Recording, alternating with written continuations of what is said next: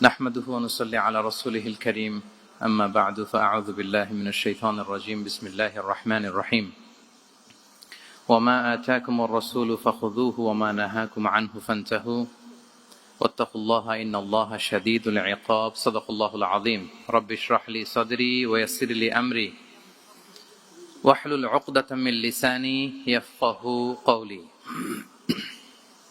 Guardian research ফাউন্ডেশনের আয়োজনে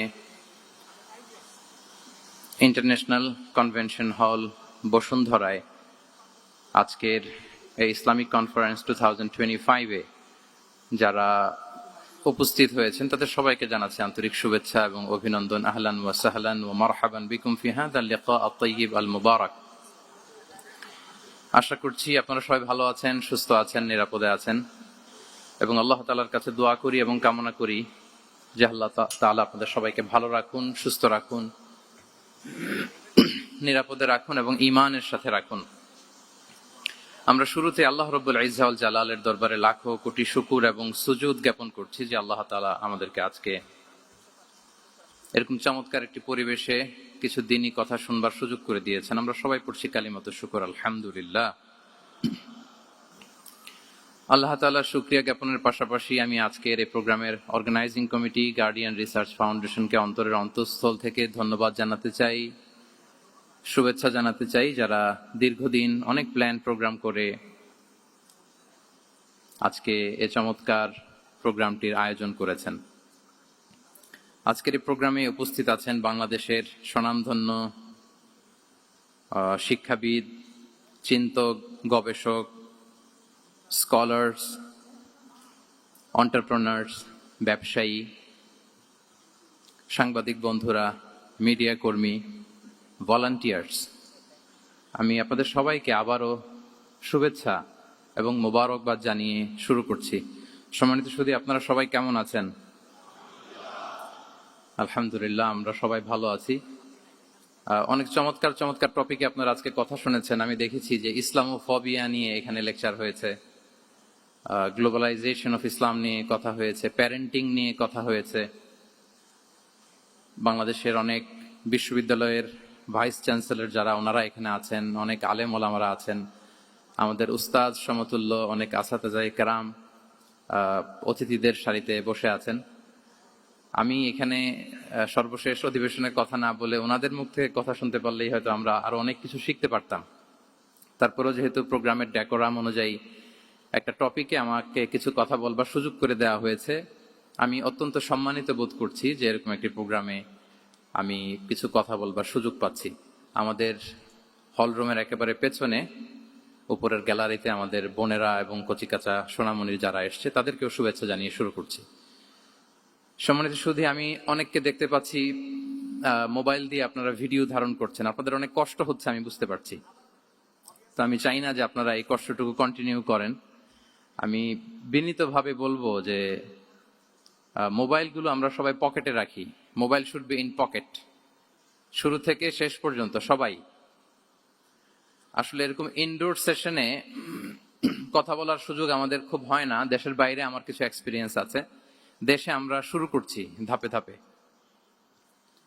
তো এই যে দিনী হালাকাগুলোতে one to one, brain to brain কানেক্টিভিটিতে বেশি ফায়দা হয়। এই ইন্টারেকশনে অনেক কিছু শেখা যায়, জানা যায়। মোবাইলের স্ক্রিনে তো সবসময় দেখা যায়, ইউটিউবে সার্চ দিলেই যে কোনো বক্তার আলোচনা আমরা চাইলেই শুনতে পারি, কিন্তু যখন আমরা সরাসরি ইন্টারেকশন করব, eye to eye, brain to brain, তখন আমার মনে হয় মোবাইলগুলো ব্যবহার না করে আমরা যদি সরাসরি নিজেরা কানেক্টিভিটি বাড়াই, ইন্টারেক্ট করি, এটা বেশি ভালো হয়। এজন্য শুরুতে আমি অত্যন্ত বিনয়ের সাথে অনুরোধ করে রাখবো, সবাই আমরা মোবাইলগুলো পকেটে রাখি। ভিডিও ধারণ করবার প্রয়োজন হলে এখানে অথরাইজড মিডিয়ার লোকজন আছেন। 21 টিভি এটা লাইভ কভার করছে।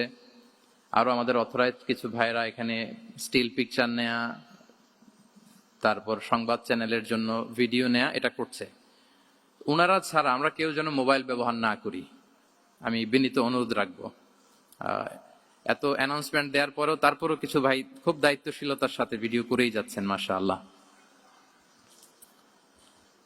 আমরা কি আজকে এই যে বসুন্ধরার নবরাত্রি হল, এটা এখানে 1 ঘন্টার জন্য কি এটাকে মোবাইল ফ্রি জোন বানাতে পারি নাকি আমরা চাইলে? হ্যাঁ, পারবো ইনশাআল্লাহ। সবাই আওয়াজ করে বলি তো ইনশাআল্লাহ। জি, mobile should be in pocket. এটা অনেক ডিস্টার্ব করবে। আপনি এরকম এই যে লাইভ করবেন, ভিডিও করবেন, আপনার পেছনের যে ভাই বসে আছেন তাদেরকে ডিস্টার্ব করবে। বরং আপনি আমার দিকে তাকান। আর আমাকে আলহামদুলিল্লাহ বেশ লম্বা সময় দেয়া হয়েছে। আর আপনারা এখানে সবাই খুব ব্যস্ত। আপনাদের ব্যস্ততা মুখর মূল্যবান সময়গুলো থেকে স্যাক্রিফাইস করে আপনারা এসছেন। ঘন্টাখানিক যদি আমরা একটা টপিকের উপর কথা বলি, আমার মনে হয় আমরা 1-to-1 কানেক্টিভিটি করি। মাশাআল্লাহ, এই তো সবাই মোবাইল পকেটে রেখে দিয়েছেন। মাশাআল্লাহ, তাবারাকাল্লাহ, আলহামদুলিল্লাহ। আমি হলের মধ্যে কোনো মুভমেন্ট যাতে না হয়, কারণ যখন আলোচনায় ঢুকে যাব আমি চাইবো যে টপিকটা শুরু করে দিয়ে শেষ করে দিতে। এই যে মাঝখান দিয়ে ওঠা বসা, হাঁটা চলা, no movement is allowed in the hall room. I request again, আমি আবারও বলছি, আমরা যেন কোনো চলাফেরা মুভমেন্ট না করি হলের মাঝখানে। সবাই বসে যাই মেহেরবানি করে। যারা ভিডিও ধারণ করছেন শুধু ওনারাই মুভমেন্ট করবেন ইনশাআল্লাহ বিইذنিল্লাহ। সবাই বসে যাই। সম্মানিত সুধী, ইনডোর হল রুমে কথা বলতে আমি খুব স্বাচ্ছন্দ্য বোধ করি, কারণ মাঠের প্রোগ্রামের আমাদের কিছু ব্যাড এক্সপিরিয়েন্স আছে। গত বছর 8টা বিভাগে 8টা প্রোগ্রাম করার সুযোগ আমার হয়েছিল। তো সেখানে যেটা হয়, লক্ষ লক্ষ মানুষের মিলন মেলা হয়, এত ক্রাউড হয়, সেখানে বসুন বসুন, থামুন, শান্ত হন, এগুলো বলতে বলতে আধা ঘন্টা চলে যায়। কিন্তু ইনডোর প্রোগ্রামে আলহামদুলিল্লাহ সবাই খুব মনোযোগ দিয়ে একটা সুন্দর পরিবেশে কথা শুনবার সুযোগ হয়। সো এই যে পুরো এনভায়রনমেন্ট, এটাকে আমরা যেন কাজে লাগাই। আমরা শুরু করছি। আমি যে টপিকটা নিয়ে আজকে আলোচনা করব সেটা হচ্ছে prophetic mindset through the lens of seerah or through the lens of sunnah. নববী মনস্তত্ত্ব সিরাতের আয়নায়। রাসূল সাল্লাল্লাহু আলাইহি ওয়াসাল্লাম, ওনার মাইন্ডসেট কেমন ছিল? মাইন্ডসেট শব্দটার সাথে আমরা মোটামুটি পরিচিত না? সবাই কি বলেন? আমি কিন্তু মাঝে মাঝে জিজ্ঞেস করব, যদি আপনারা অনুমতি দেন। আর প্রশ্ন করার পরে যদি আপনারা উত্তর দেন, তাহলে আমি বুঝবো যে খুব বুঝতেছেন আপনারা আমার আলোচনা, ধরতে পারতেছেন পয়েন্টগুলো। মাইন্ডসেট শব্দটার সাথে আমরা পরিচিত কিনা সবাই? মাইন্ডসেট মানে কি? মনস্তত্ত্ব, তাই তো? মনস্তত্ত্ব, মানুষের মেন্টাল অ্যাটিটিউড, সে যেভাবে ভাবে, যেভাবে চিন্তা করে। একটা মানুষ তার চারপাশের জগৎটাকে যেভাবে দেখে, যেভাবে ভাবে, যেভাবে চিন্তা করে এবং যেভাবে সে সিদ্ধান্ত নেয়, এটাকে বলে তার mindset, the way of thinking. তো রাসূলুল্লাহ সাল্লাল্লাহু আলাইহি ওয়া আলিহি ওয়াসাল্লামের মাইন্ডসেট কেমন ছিল? তিনি বিভিন্ন সিচুয়েশনে কিভাবে সিচুয়েশনটাকে ডিল করতেন? ওনার অ্যাপ্রোচ কেমন ছিল? কোন পরিস্থিতিতে কিভাবে রিয়্যাক্ট করতেন, কিভাবে রেসপন্স করতেন, কিভাবে থিঙ্ক করতেন, কিভাবে ডিসিশন মেকিং করতেন? এই টোটাল বিষয়টাকে আজকে আমরা prophetic mindset through the lens of সিরাতে কভার করবার চেষ্টা করবো ইনশাআল্লাহ। একটু ভারী টপিক, তারপরে খুব সহজ করে উপস্থাপন প্রেজেন্টেশন করতে পারলে এটা বোঝা যাবে ইনশাআল্লাহ বিইذنিল্লাহ। তাহলে আমি প্রায়ই রাসূল সাল্লাল্লাহু আলাইহি ওয়াসাল্লামের মাইন্ডসেট বোঝানোর জন্য সিরাতে ঢুকে যাব, মানে রাসূল সাল্লাল্লাহু আলাইহি ওয়াসাল্লামের আসিরা আল আতিরা আল মুবারাকা, ওনার বায়োগ্রাফিতে প্রবেশ করব এবং সেখান থেকে রেফারেন্স গুলো শেয়ার করব আপনাদের সাথে, এবং সুন্নাহ থেকে রেফারেন্স শেয়ার করব, যাতে করে আমাদের কাছে ক্লিয়ার হয় যে ওনার মাইন্ডসেটটা কেমন, দৃষ্টিভঙ্গি কেমন। আমরা অনেকে বলি না যে দৃষ্টিভঙ্গি বদলান তো জীবন বদলে যাবে? এটা বলি না আমরা? তার মানে এটা খুব গুরুত্বপূর্ণ, মাইন্ডসেট খুব গুরুত্বপূর্ণ। আজকের এই শেষ অধিবেশনে আমরা প্রফিটিক মাইন্ডসেট নিয়ে কথা বলবো ইনশাআল্লাহ। আমি আমার রিসার্চে 12টা মাইন্ডসেট খুঁজে পেয়েছি, based on my personal research. আরো কিছু মাইন্ডসেট থাকতে পারে, কিন্তু মেইনলি ঘুরে ফিরে এই 12টার মধ্যেই সীমাবদ্ধ রাসূল সাল্লাল্লাহু আলাইহি ওয়াসাল্লামের মাইন্ডসেট। সেই 12টা মাইন্ডসেট কি কি, আমি পয়েন্টগুলো উল্লেখ করে আমি মূল আলোচনাতে প্রবেশ করছি। প্রথম হচ্ছে গড সেন্ট্রিক মাইন্ডসেট, 2 নম্বরে ভিশন ওরিয়েন্টেড, 3 নম্বরে উইজডম ড্রিভেন, 4 নম্বরে রিফর্ম সেন্ট্রিক, 5 নম্বরে ওপেন মাইন্ডেড, 6 নম্বর এন্টারপ্রেনাল, 7 নম্বর কনসিডারেট, 8 নম্বর ট্রান্সপারেন্ট, 9 নম্বর এপ্রিসিয়েটিভ, 10 নম্বর হচ্ছে ফ্লেক্সিবল, 11 নম্বর অপটিমিস্টিক, 12 নম্বর হচ্ছে রেজিলিয়েন্ট। এই 10টা mindset based on my research, আমার ক্ষুদ্র গবেষণা আমি খুঁজে পেয়েছি যে রাসূল সাল্লাল্লাহু আলাইহি ওয়াসাল্লাম এই ধরনের মানসিকতার অধিকারী ছিলেন, এই অ্যাপ্রোচের অধিকারী ছিলেন।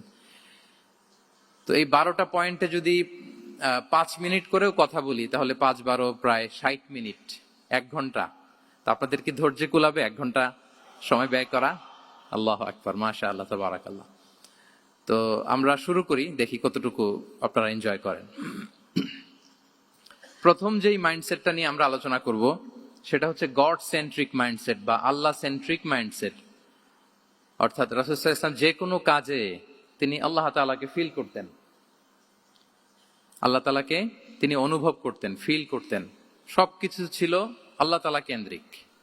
যাই তিনি করতেন না কেন, একজন মহান সত্তার সন্তুষ্টির জন্যই তিনি সেটা করতেন। তিনি কে? আওয়াজ করে বলুন, তিনি কে? আল্লাহ সুবহানাহু ওয়া তাআলা। তার সন্তুষ্টির জন্যই তিনি সবকিছু করতেন এবং সব সময় তিনি এটা ফিল করতেন যে আমার আসল ভরসা স্থল হচ্ছে আল্লাহ তাআলা। আসল ভরসা স্থল কে? আল্লাহ তাআলা। এবং আল্লাহকেই তিনি ওনার নিজের অভিভাবক হিসেবে সবসময় চিন্তা করতেন। এবং তার দয়ার পরশেই যে আমরা বেঁচে আছি, তিনি যে আমাকে আগলে রেখেছেন, সার্বক্ষণিক এটাকে মনের মধ্যে ধারণ করা, সবসময় এই চিন্তাটা ভেতরে লালন করা, এটাকেই বলে গড সেন্ট্রিক মাইন্ডসেট বা আল্লাহ সেন্ট্রিক মাইন্ডসেট। এই মাইন্ডসেটের অধিকারী যদি আপনি হতে পারেন, আপনি একটা ডিভাইন পাওয়ার শিল্ডের ভেতরে থাকবেন, একটা ডিভাইন প্রোটেকশনে থাকবেন। চারিদিকে তুফান, ঝঞ্ঝা, ঝড়, অনেক কিছু, কোনো কিছু আপনাকে স্পর্শ করবে না, কারণ আপনার গড সেন্ট্রিক মাইন্ডসেট আছে। একটা মহা শক্তিধর সত্তার সাথে আপনার সংযোগায়ন আছে, কানেক্টিভিটি আছে। সো প্রথম মাইন্ডসেটটা হচ্ছে গড সেন্ট্রিক মাইন্ডসেট। রাসূল সাল্লাল্লাহু আলাইহি ওয়াসাল্লাম সবসময় সবকিছু আল্লাহ তাআলার সন্তুষ্টির জন্য করতেন এবং তিনি ভাবতেন আমার কেউ না থাক, আল্লাহ আছে। যার কেউ নাই তার কে থাকে? বলুন তো সবাই, যার কেউ নাই তার কে আছে? আল্লাহ আছে। এটাই হচ্ছে গড সেন্ট্রিক মাইন্ডসেট। আসুন আমরা সিরাতের ভেতরে ঢুকে যাই। যেহেতু আমরা বলেছি থ্রু দ্য লেন্স অফ সিরা, সিরাতের পরতে পরতে, সুন্নাহর পরতে পরতে আমরা দেখব যে তিনি গড সেন্ট্রিক মাইন্ডসেটের অধিকারী ছিলেন কিনা। আল্লাহর হাবিব সাল্লাল্লাহু আলাইহি ওয়া আলিহি ওয়াসাল্লাম একবার একটা যুদ্ধ থেকে ফেরার পথে মরুভূমির মাঝখানে সেনাবাহিনীকে থামিয়ে বিশ্রামের ঘোষণা দিলেন যে তোমরা একটু বিশ্রাম নাও। তো উনি একটা গাছের নিচে বিশ্রামের জন্য গেলেন এবং সেখানে গাছের ডালে ওনার তলোয়ারটা ঝুলিয়ে রাখলেন, ঝুলিয়ে বিশ্রাম নিতে লাগলেন, ঘুমিয়ে পড়লেন। হঠাৎ এক বেদুইন এসে রাসূল সাল্লাল্লাহু আলাইহি ওয়াসাল্লামের এই কোষবদ্ধ তলোয়ারটা কোষমুক্ত করে এরকম হাতে নিল। রাসূল সাল্লাল্লাহু আলাইহি ওয়াসাল্লাম ঘুম থেকে জেগে উঠলেন। এবার বেদুইন বলতে আরম্ভ করলো, মাইয়ামনাউকা মিন্নি, এই মুহাম্মদ তোমাকে এবার কে বাঁচাবে বলো, এই তো আমার হাতে তলোয়ার, কে বাঁচাবে? সাথে সাথেই আল্লাহর হাবিব সাল্লাল্লাহু আলাইহি ওয়া আলিহি ওয়াসাল্লাম উনি উত্তরে বললেন আল্লাহ। উত্তরে কি বললেন? কোনো চিন্তা ভাবনা নাই যে ওরে আঘাত করা যায় কিনা পাল্টা, বা কোনোভাবে ওর কনফিডেন্স ডাউন করা যায় কিনা, এদিক সেদিক কারো সাপোর্ট চাওয়া যায় কিনা, কোনো দিকে না তাকিয়ে কি বললেন? আওয়াজ করে বলুন সবাই, কি বললেন? আল্লাহ। তাহলে এই যে this is the powerful example of god centric mindset. সবসময় তিনি আল্লাহ কেন্দ্রিক ছিলেন। সবসময় কি ছিলেন? আল্লাহ কেন্দ্রিক ছিলেন। এটাকে বলে গড সেন্ট্রিক মাইন্ডসেট। যে কোনো পরিস্থিতিতে তিনি আল্লাহ যে আমার সাথে আছেন এটা কল্পনা করতেন। এবং সুনানে আবু দাউদের একটি বর্ণনা এসেছে, রাসূল সাল্লাল্লাহু আলাইহি ওয়াসাল্লাম কান নবী সাল্লাল্লাহু আলাইহি ওয়াসাল্লাম ইযা হাযাবাহু আমরুন সাল্লা, তাকে যখন কোনো জিনিস বিচলিত করত তিনি জায়নামাজের মুসল্লায় দাঁড়িয়ে যেতেন, সালাতের জন্য দাঁড়িয়ে যেতেন। বিপদে পড়লেই আল্লাহর কাছে সেটা সঁপে দিতেন, শেয়ার করতেন। আমরা বর্তমানে কোনো বিপদে পড়লেই কি করি? আগে কোথায় শেয়ার করি? ফেসবুকে। বলেন, আমার জীবনে কোনো দুর্ঘটনা কিছু হইলেই আমরা কোথায় শেয়ার করি? করেন আপনারা? ফেসবুকে শেয়ার করেন? আসলে করা উচিত কার সাথে? হ্যাঁ, আমার স্ত্রীর সাথে শেয়ার করার আগেও শেয়ার করব কার সাথে? আমার বন্ধুর সাথে শেয়ার করার আগেও শেয়ার করব কার সাথে? আল্লাহর সাথে। আমরা যদি হিজরতের ঘটনাটাকে একটু অ্যানালাইজ করি তাহলে দেখবো যে গারে সাউরে যখন আল্লাহ রাসূল সাল্লাল্লাহু আলাইহি ওয়াসাল্লাম এবং আবু বকর রাদিয়াল্লাহু তাআলা আনহু ওনারা আশ্রয় নিয়েছিলেন রাত্রিবেলায়, কুরাইশরা যখন খুঁজতেছিল, আবু বকর রাদিয়াল্লাহু তাআলা আনহু বলেন যে কুরাইশদের পা দেখা যাচ্ছে, ওরা যে হেঁটে যাচ্ছে, একটু উকি মারলেই আমাদেরকে দেখা যায়। তিনি অত্যন্ত ভীত সন্ত্রস্ত, তটস্থ, নিজের জন্য নয়, রাসূল সাল্লাল্লাহু আলাইহি ওয়াসাল্লামের সেফটির জন্য। রাসূল সাল্লাল্লাহু আলাইহি ওয়াসাল্লাম আবু বকর রাদিয়াল্লাহু তাআলা আনহুকে বলেন যে আবু বকর চিন্তা করো না, লা তাহসান ইন্নাল্লাহা মা'ানা, আবু বকর চিন্তা করো না, আল্লাহ আমাদের সাথে আছেন। সুবহানাল্লাহ। আমাদের সাথে কে আছেন? আল্লাহ আমাদের সাথে আছেন। এটা হচ্ছে গড সেন্ট্রিক মাইন্ডসেটের উদাহরণ। আপনার মনকে বুঝাতে হবে যে আল্লাহ আমার সাথে আছে। মনকে তুমি বুঝিয়ে বলো আল্লাহ আছে আমার সাথে। এই বাক্যটা মুখস্থ করা যাবে? মনকে তুমি বুঝিয়ে বলো আল্লাহ আছেন আমার সাথে। আপনার পুরো জীবনের সব কাজের সাথে যদি এই বাক্যটাকে মিলিয়ে ফেলতে পারেন, দেখবেন যে কোনো কিছুই আপনার ক্ষতি করতে পারতেছে না। এটাকে বলে গড সেন্ট্রিক মাইন্ডসেট। আল্লাহ আমার সাথে আছেন, কেউ নাই কিন্তু আল্লাহ তাআলা আমার সাথে আছেন। এবং গড সেন্ট্রিক মাইন্ডসেটের সবচেয়ে বড় সুবিধা হচ্ছে আপনার মনে কখনো হতাশা কাজ করবে না, হতাশা বাঁধবে না, কারণ আপনার সাথে এক মহাশক্তিধরের কানেক্টিভিটি আছে। তিনি কে বলুন তো আওয়াজ করে? তিনি আল্লাহ। হতাশা আসবে না।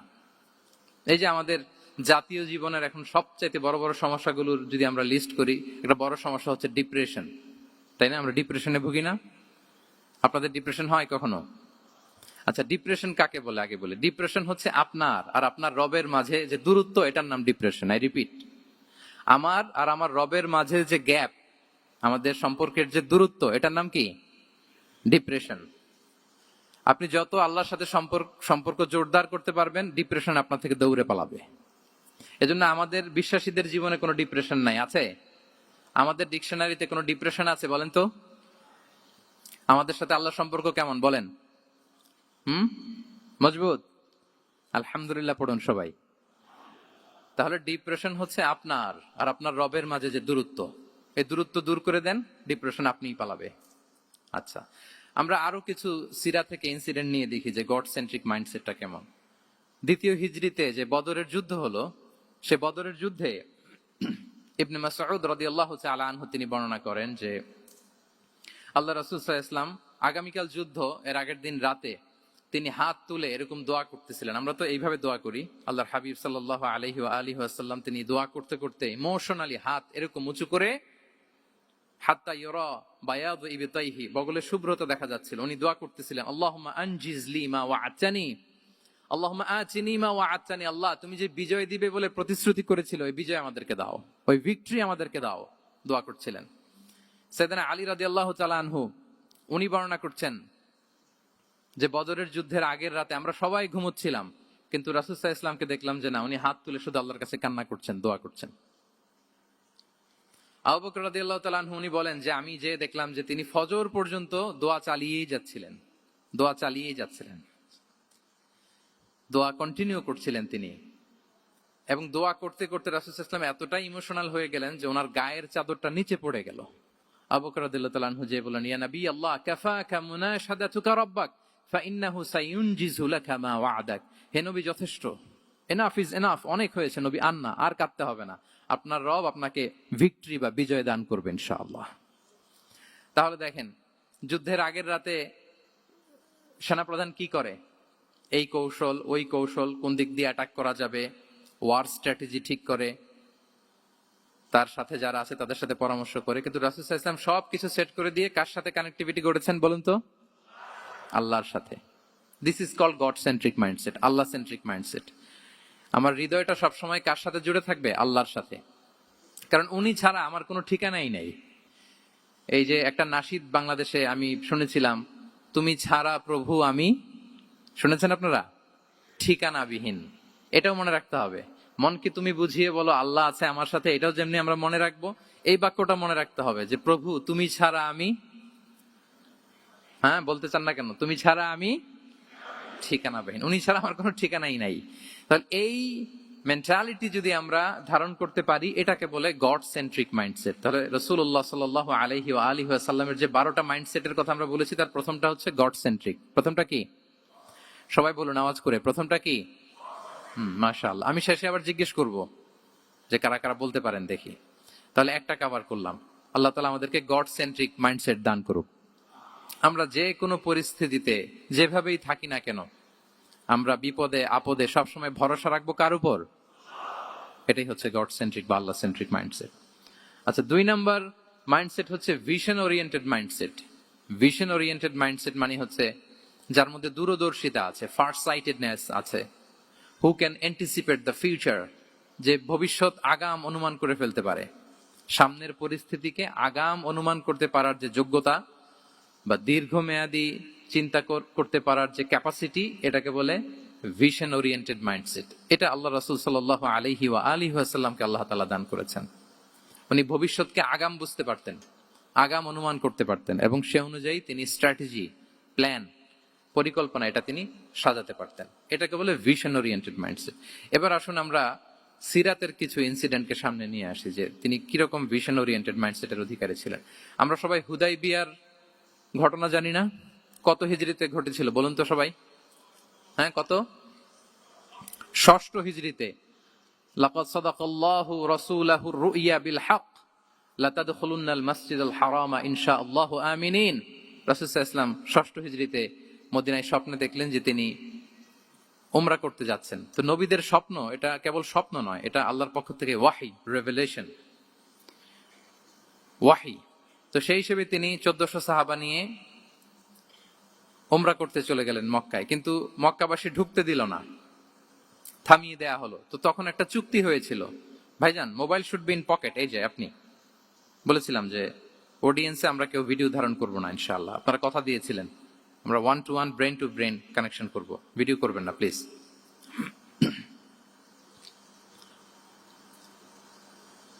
তাহলে উমরা করতে গেলেন 1400 সাহাবী। 1400 সাহাবী যখন উমরা করতে গেলেন, উমরা করতে দেয়া হলো না। তখন একটা চুক্তি করা হলো। ওই চুক্তিতে বলা হলো, রাসূল সাল্লাল্লাহু আলাইহি ওয়াসাল্লাম লিখতে বললেন যে লিখো মিন মুহাম্মদ রাসূলুল্লাহ, আল্লাহর রাসূল মুহাম্মদের পক্ষ থেকে কুরাইশদের সাথে এই চুক্তি। কুরাইশরা আপত্তি করলো যে না, শুধু মুহাম্মদ লেখা যাবে, রাসূলুল্লাহ লেখা যাবে না। কারণ তুমি যে রাসূলুল্লাহ, আল্লাহর রাসূল, এটা যদি আমরা মেনে নেই তাহলে তোমার সাথে আর আমাদের দ্বন্দ্ব কিসের, আমরা তো ভাই ভাই হয়ে গেলাম। রাসূলুল্লাহ কাটো। সাহাবারা কেউ রাজি হয় না, বিশেষ করে ওমরে ফারুক রাদিয়াল্লাহু তাআলা, উনি রাজি হয় না, না না এটা কাটা যাবে না। রাসূল সাল্লাল্লাহু আলাইহি ওয়াসাল্লাম অনেক বলে কয়ে বুঝালেন যে না, দীর্ঘমেয়াদী চিন্তা করতে গেলে আমাদের এখন একটা শান্তি চুক্তির দরকার আছে, যাতে করে আমরা আমাদের গ্লোবাল নেভিগেশন সিস্টেম, দাওয়া সিস্টেমকে আরো স্ট্রং করতে পারি।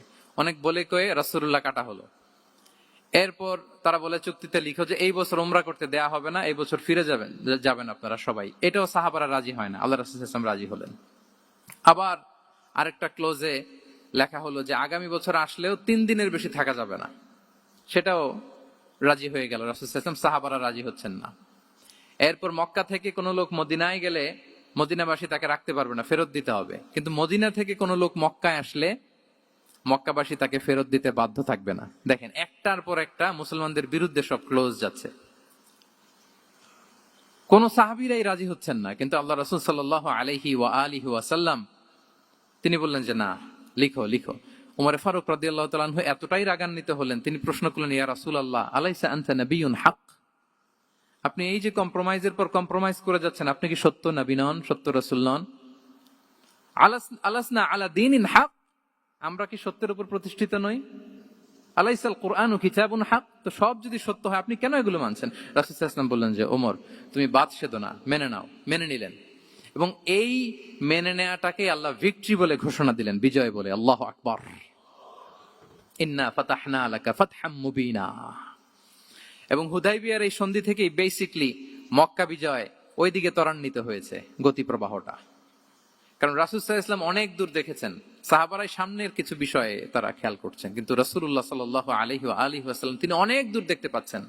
আচ্ছা বলেন, 3 তলার উপর থেকে একজন একটা ভিউ দেখতে পায়, আর 30 তলা উপর থেকে আরেকজন একটা কন্ডোমিনিয়ামের উপর থেকে একটা পানোরামিক ভিউ দেখতে পায়, দুইজনের ভিউ দেখা কি একরকম হয়? বলেন, একরকম হবে? কখনোই হবে না। তাহলে 30 তলার উপর থেকে যিনি দেখবে তিনি একটা পানোরামিক ভিউ দেখবে, দ্য টোটাল সিনারিও তার কাছে ক্রিস্টাল ক্লিয়ার হবে, যেটা সাহাবা রিদওয়ানুল্লাহি তাআলা আলাইহিম আজমাইন ওনাদের কাছে ক্লিয়ার ছিল না। এবং ঠিকই এই যে এটাতে বেশি দিন স্থায়ীও হয়নি, 6 হিজরি থেকে 8 হিজরি, মাত্র 3 বছরের ব্যবধানে রাসূল সাল্লাল্লাহু আলাইহি ওয়াসাল্লাম যত রিজিওনাল সুপার পাওয়ার ছিল, ওয়ার্ল্ড সুপার পাওয়ার ছিল, পার্সিয়ান এম্পায়ার, তারপর Roman empire, Byzantine empire, Egyptian empire, সব এম্পায়ারদের কাছে চিঠি পাঠিয়েছেন, সালামুন আলা মান ইত্তাবা আল হুদা আসলিম তাসলাম। এবং ইসলামের এক্সপান্ড হয়েছে, ওনার গ্লোবাল নেভিগেশন সিস্টেম উনি চালু করেছেন। এর কারণ কি? উনি ছিলেন ভিশন ওরিয়েন্টেড মাইন্ডসেটের অধিকারী, দূরদর্শী, অনেক দূর দেখতে পেতেন, অনেক দূর তিনি দেখতে পেতেন, দীর্ঘমেয়াদী তিনি পরিকল্পনা করতে পারতেন। এটা হচ্ছে ভিশন ওরিয়েন্টেড মাইন্ডসেট যারা হয় তাদের ক্যারেক্টারিস্টিক্স বা ফিচার। আরো একটা উদাহরণ দেই, আপনারা কি বলতে পারেন যে আবিসিনিয়াতে নবুয়তি কত সালে সাহাবারা হিজরতে গিয়েছিল? বলতে পারবেন কেউ? হ্যাঁ, নবুয়তি কত সালে? 5ম সালে। হ্যাঁ, নবুয়তি পঞ্চম বছর ওনারা আবিসিনিয়াতে, বর্তমানে যেটা ইথিওপিয়া বা ইরিত্রিয়া, সেখানে সাহাবারা হিজরতে গিয়েছিলেন। এবং আবিসিনিয়াতে এই যে হিজরতে গেল, তারা সবাই মিলে ফিরে এসেছিল মদিনায় কবে, এটা কি কেউ জানেন? যদি কেউ জানেন হাত তুলে আওয়াজ করে একটু বলতে হবে, একটু ইন্টারেক্টিভ সেশন হোক দেখি। আবিসিনিয়ায় যারা হিজরতে গিয়েছিলেন সব শেষে দল বল সহ সবাই পার্মানেন্টলি মদিনায় শিফট করেছেন কবে? জি, আল্লাহ আকবার, মাশাআল্লাহ মাশাআল্লাহ, বসুন। খায়বার বিজয়ের দিন এসেছিলেন। আবিসিনিয়াতে যারা হিজরতে গিয়েছিলেন তারা মদিনায় ব্যাগ এন্ড ব্যাগেজ সবকিছু নিয়ে খায়বার বিজয়ের সময়, মানে সপ্তম হিজরিতে এসেছিলেন। তো রাসূল সাল্লাল্লাহু আলাইহি ওয়াসাল্লাম যখন মক্কা থেকে মদিনায় হিজরত করলেন, সব সাহাবারা মদিনায় চলে আসছেন। মদিনায় এখন একটা ইসলামিক সোসাইটি, ইসলামিক স্টেট। বদরের যুদ্ধে মুসলমানদের বিজয়, খন্দকে বিজয়, খন্দক তো পঞ্চমে, তারপরে ওনারা কেন আসে না বলেন তো? আসেনি। সপ্তম হিজরিতে এসেছেন জাফর রাদিয়াল্লাহু তাআলা আনহুর নেতৃত্বে, সাইয়েদনা আলী রাদিয়াল্লাহু তাআলা আনহুর আপন ভাই, বড় ভাই, ওনার নেতৃত্বে যখন সপ্তম হিজরিতে প্রায় ওখানে যাওয়ার 15 বছর পর যখন তারা সবাই ফিরলেন, রাসূল সাল্লাল্লাহু আলাইহি ওয়াসাল্লাম এত খুশি হলেন, তিনি বললেন, মা আদরি বিআইয়িহিমা আনা আফরাহ বিফাতহি খাইবার আও বিকুদুমি জাফর। আমি কোনটাতে বেশি খুশি আজকে আমি জানি না, খায়বার বিজয়ে বেশি খুশি না আমার ভাই জাফরকে পেয়ে বেশি খুশি। আল্লাহু আকবার, এত খুশি হয়েছিলেন। তো এখন এমনি তো মনে প্রশ্ন জাগে যে রাসূল সাল্লাল্লাহু আলাইহি ওয়াসাল্লাম যখন মদিনায় চলে আসলেন, কোরআনের আয়াতগুলো নাজিল হয়, সালাত ফরজ হলো, যাকাত আসলো, সব হলো, একটার পর একটা হচ্ছে, ইসলামিক স্টেট, তো ওনারাই কেন আবিসিনিয়াতে পড়ে আছেন? প্রশ্ন জাগে না? ওই সময় একটা ক্রাইসিস মোমেন্ট ছিল, তখন ওনারা গিয়েছিল আবিসিনিয়াতে, কিন্তু আসে না কেন? ওনারা এসেছেন সপ্তম হিজরিতে। এর কারণ আবিসিনিয়ায় কিছু মুসলিমদেরকে রেখে দেওয়া, এটা রাসূলুল্লাহ সাল্লাল্লাহু আলাইহি ওয়াসাল্লামের প্ল্যান বি ছিল। কি ছিল? Plan B. রাসূল সাল্লাল্লাহু আলাইহি ওয়াসাল্লাম অপেক্ষা করছিলেন যে মদিনাকে প্রথমে ইন্টারনাল যত থ্রেট আছে এগুলো থেকে মুক্ত করতে হবে, এরপরে মদিনাকে যত এক্সটার্নাল থ্রেট আছে এগুলো থেকে মুক্ত করতে হবে। সব যখন মুক্ত করে উনি দেখলেন যে না, মদিনা সেফ জোন, এখন আর আলাদা একটা বেজ, একটা এক্সট্রা সেফ জোন বা এডিশনাল বেজ আমার কোথাও দরকার নাই, তখনই তিনি লোক পাঠালেন যে যাও, জাফরের নেতৃত্বে আবিসিনিয়ায় যারা হিজরত করেছে তারা সবাই মদিনায় চলে আসো। সুবহানাল্লাহ বিহামদি। তাহলে একটা প্ল্যানে কাজ করতেন না, আমরা তো এরকম করি, একটাই প্ল্যান। প্ল্যান কয়টা? এটা যদি ওয়ার্ক না করে শেষ, আমু নাই সালাও নাই। কিন্তু রাসূলুল্লাহ সাল্লাল্লাহু আলাইহি ওয়া আলিহি ওয়াসাল্লামের প্ল্যান এ ছিল, প্ল্যান বি ছিল, প্ল্যান সি ছিল। প্ল্যান এ ওয়ার্ক না করলে প্ল্যান বি তে যেতেন, বি ওয়ার্ক না করলে সি তে যেতেন, এইভাবে তিনি কাজ করতেন। তাহলে এটা হচ্ছে বেসিকলি ভিশন ওরিয়েন্টেড মাইন্ডসেটের অধিকারী যারা, তারা এটা করে, যারা ফিউচারকে অ্যান্টিসিপেট করতে পারে, আগাম অনুভব করতে পারে যে কি হতে পারে সামনে।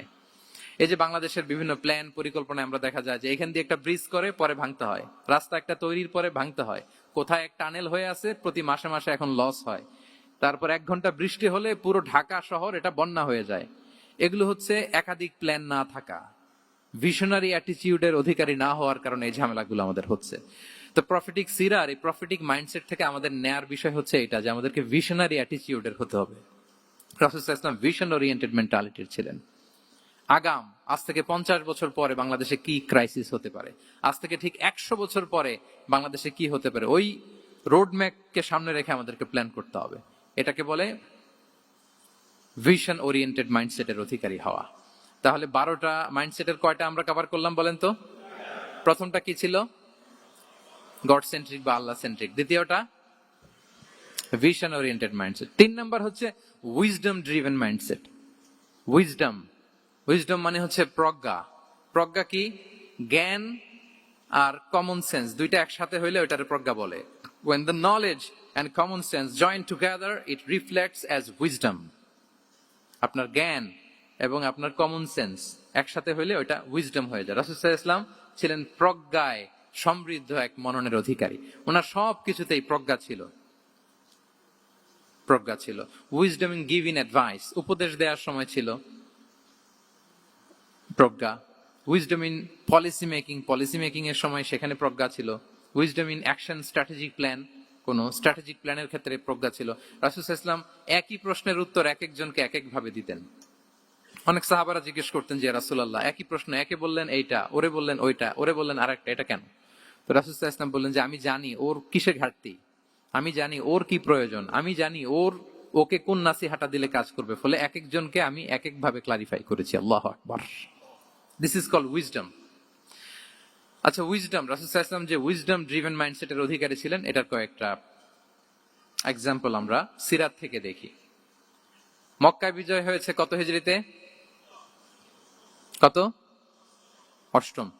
অষ্টম হিজরিতে যখন মক্কা বিজয় হলো, তখন রাসূল সাল্লাল্লাহু আলাইহি ওয়াসাল্লাম আম্মাজান আয়েশার সাথে গল্প করছিলেন আর বলছিলেন, আয়েশা, লাউলা হাদাসাতু আহদি কওমিকা বিল কুফরি লানাকাতুল কাবাতা ওয়ালা জাআলতুহা আলা আসাসি ইব্রাহিম।